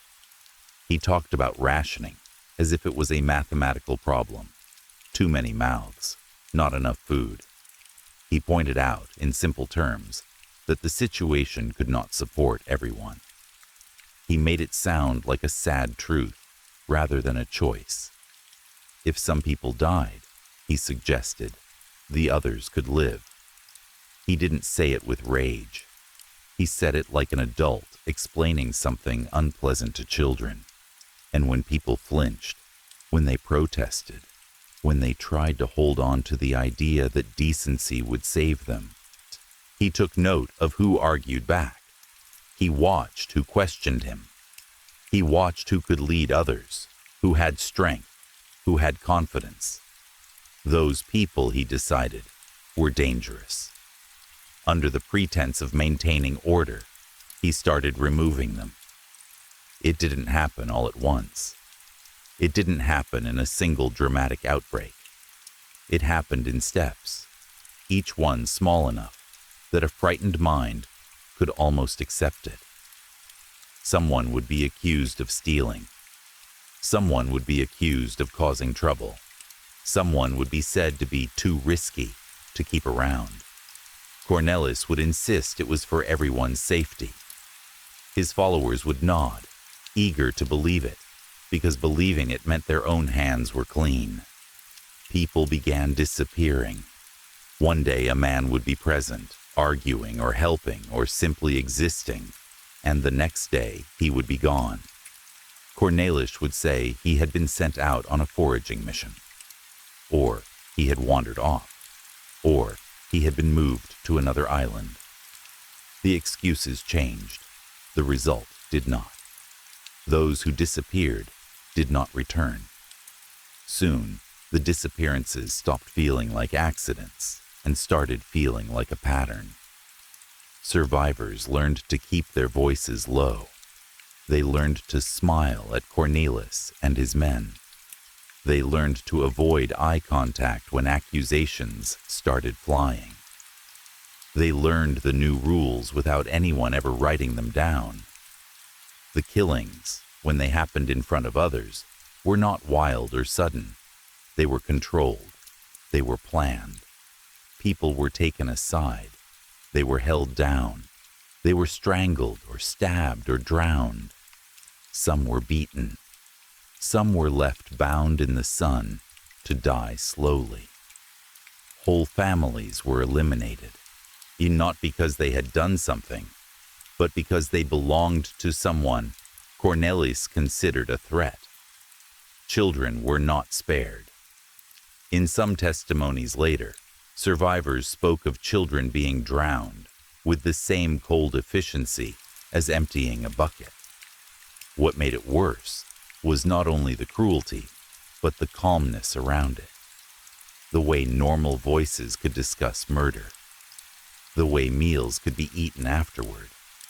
The way some people could wipe blood from their hands and then talk about the weather. Cornelis didn't allow chaos to happen. He organized it. He took what might have been random violence born from fear and turned it into a system. His followers became a kind of private force. They carried weapons. They patrolled. They watched the others. They decided who could have food and who could not. They decided who could move between islands. And they decided who had to stay put and who could be sent away. The phrase foraging mission became one of the most frightening sounds in that stranded world. It sounded harmless. It sounded helpful. But it became a way to remove people without a public killing. A group would be told to take a boat to a distant island to look for water or food. They would leave, hopeful and nervous. They would not come back. Those left behind learned not to ask too many questions. Asking questions was the same as volunteering to disappear. Yet even under that fear, resistance began to form, because fear can silence people for only so long before it changes into something else. Some survivors saw what was happening and knew that staying still meant dying eventually anyway. They began to gather quietly, exchanging glances, passing words carefully, meeting when they could without being noticed. They were not trying to become heroes. They were trying to stay alive. Some of them moved to nearby islands, places Cornelis didn't pay much attention to at first. They built small defensive camps. They collected driftwood, stones, anything that could serve as a weapon. They sharpened pieces of metal salvaged from the wreck. They watched the water and the shore and the movements of Cornelis's men, like hunted animals watching a fence line. Their hope was small, but it was stubborn. They believed the officers who left would return with help. They had to believe that, because the alternative was to accept that this tiny world of sand and salt and murder was all that existed now. On Cornelis's main island, people lived under constant pressure. Hunger made them weak. Heat made them dizzy. Thirst made them angry and frightened. Sleep, when it came, was broken by dreams and the sound of waves that never stopped. Each morning, people woke and counted who was still alive, who looked sick, who looked like they might break, who looked like they might speak too boldly and draw attention. Cornelis watched all of it like a man managing a business. He knew how fear worked. He used it like a tool. He allowed his followers certain rewards, more food, better shelter, a sense of belonging. He made them feel like they were part of something necessary. When they hesitated, he reminded them of hunger. He reminded them that if the group grew too weak, everyone would die. He framed cruelty as survival. Some complied because they wanted to live. Some complied because they were frightened. Some complied because they discovered, quietly, that they enjoyed having power over others. On the edge of civilization, some people don't just lose their morals. They find out they never had much to begin with. Time on the islands became strange. Days bled together. The sun rose and fell, and the killings continued. The wind carried screams sometimes, and sometimes it carried laughter. The sea moved around them like an indifferent witness. At some point, the death count stopped being shocking. That might be the most terrifying part of all. When horror becomes routine, you begin to understand how quickly the human mind can adapt to almost anything. People who would have fainted at violence in a normal street could watch someone dragged away, and then look down at their own hands and worry about their next sip of water. The resistance group on the neighboring islands grew stronger, not in comfort, but in purpose. They fought back when Cornelis's men came. They ambushed them with crude weapons. They defended their water sources. They refused to be controlled. They were outnumbered and poorly armed, but they had something Cornelis's followers were losing. They had a shared reason to keep going that wasn't built on cruelty. Cornelis, for his part, began to feel his control being tested. He responded the way he always did. He planned. He selected targets. He ordered raids. He tried to break the resistant groups the same way he had broken the weaker people on his main island, by removing leaders and spreading fear. But fighting a group that had decided it would rather die resisting than live kneeling was different. His men could still kill, but they could not easily dominate. Every attack cost them. Every loss chipped away at the confidence Cornelis had built in them. And as his followers grew tired, hungry, and wounded, the smooth certainty in his voice became less magical. Still, the deaths continued. Weeks turned into months, and the number of murdered climbed to more than 100. By the time a rescue ship finally appeared on the horizon, some survivors had reached a point where hope itself felt dangerous. They had been stranded so long that their minds had started protecting them by expecting nothing. To expect rescue and then be wrong would have been another wound, another crushing loss. So when the sail first appeared, it took time for people to accept it was real. Some stared until their eyes hurt. Some cried without sound.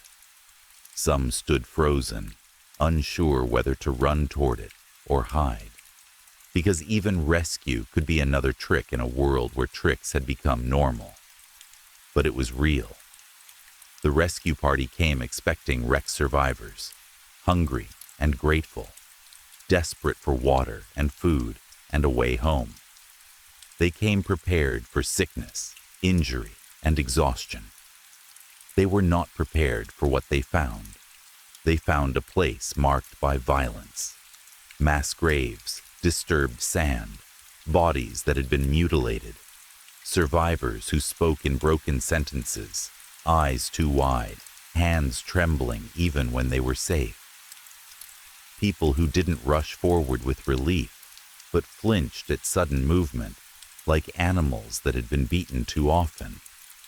Children who didn't cry, because they had learned that crying drew attention.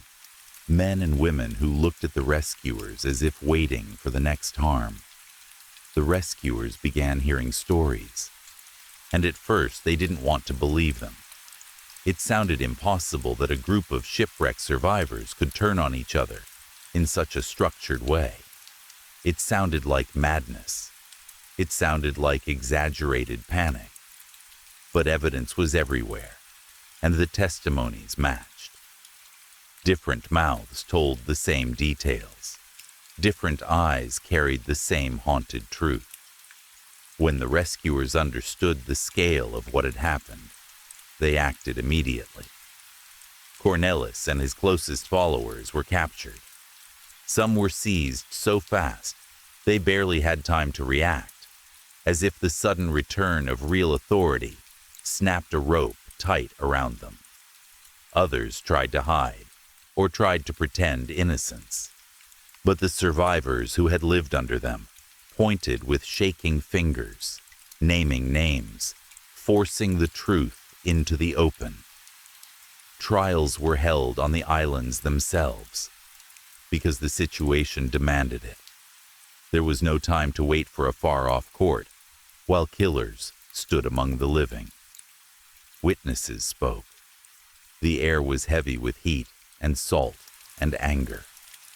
Cornelis's charm, which had worked so well on starving, frightened people, didn't hold the same power under direct judgment. His words could not wash away the graves. Several of his followers were executed on the spot. Others were punished in different ways. Some were marooned, left behind on the harsh land that had revealed what they were capable of. Some were taken back to face formal punishment elsewhere. The details of each sentence mattered, but not as much as the larger truth that had already been exposed. More than 100 people had died, not because the sea had swallowed them, not because the land had starved them, but because other humans decided they were disposable. That is the part that stays in the throat, like grit. It is easy to blame the environment. It is easy to say that hunger made people do terrible things. It is easy to imagine that only a monster could carry out that kind of brutality. But the story of the Betavia does not need anything supernatural. No legend is required. No myth needs to be added. The horror comes from something that is both simpler and harder to face. Put ordinary people in extreme conditions. Remove oversight. Remove consequences. Add fear, hunger, and exhaustion. Give one person the chance to control others, and give him the will to use it. Then watch how quickly the thin layer of civilization can crack. Cornelis didn't invent cruelty. He didn't bring evil onto the islands from nowhere. He recognized how fragile order was, and he used that fragility like a weapon. He understood that many people will accept almost anything if you convince them it is necessary for survival. He understood that fear doesn't just make people run. It makes them obey. It makes them look away.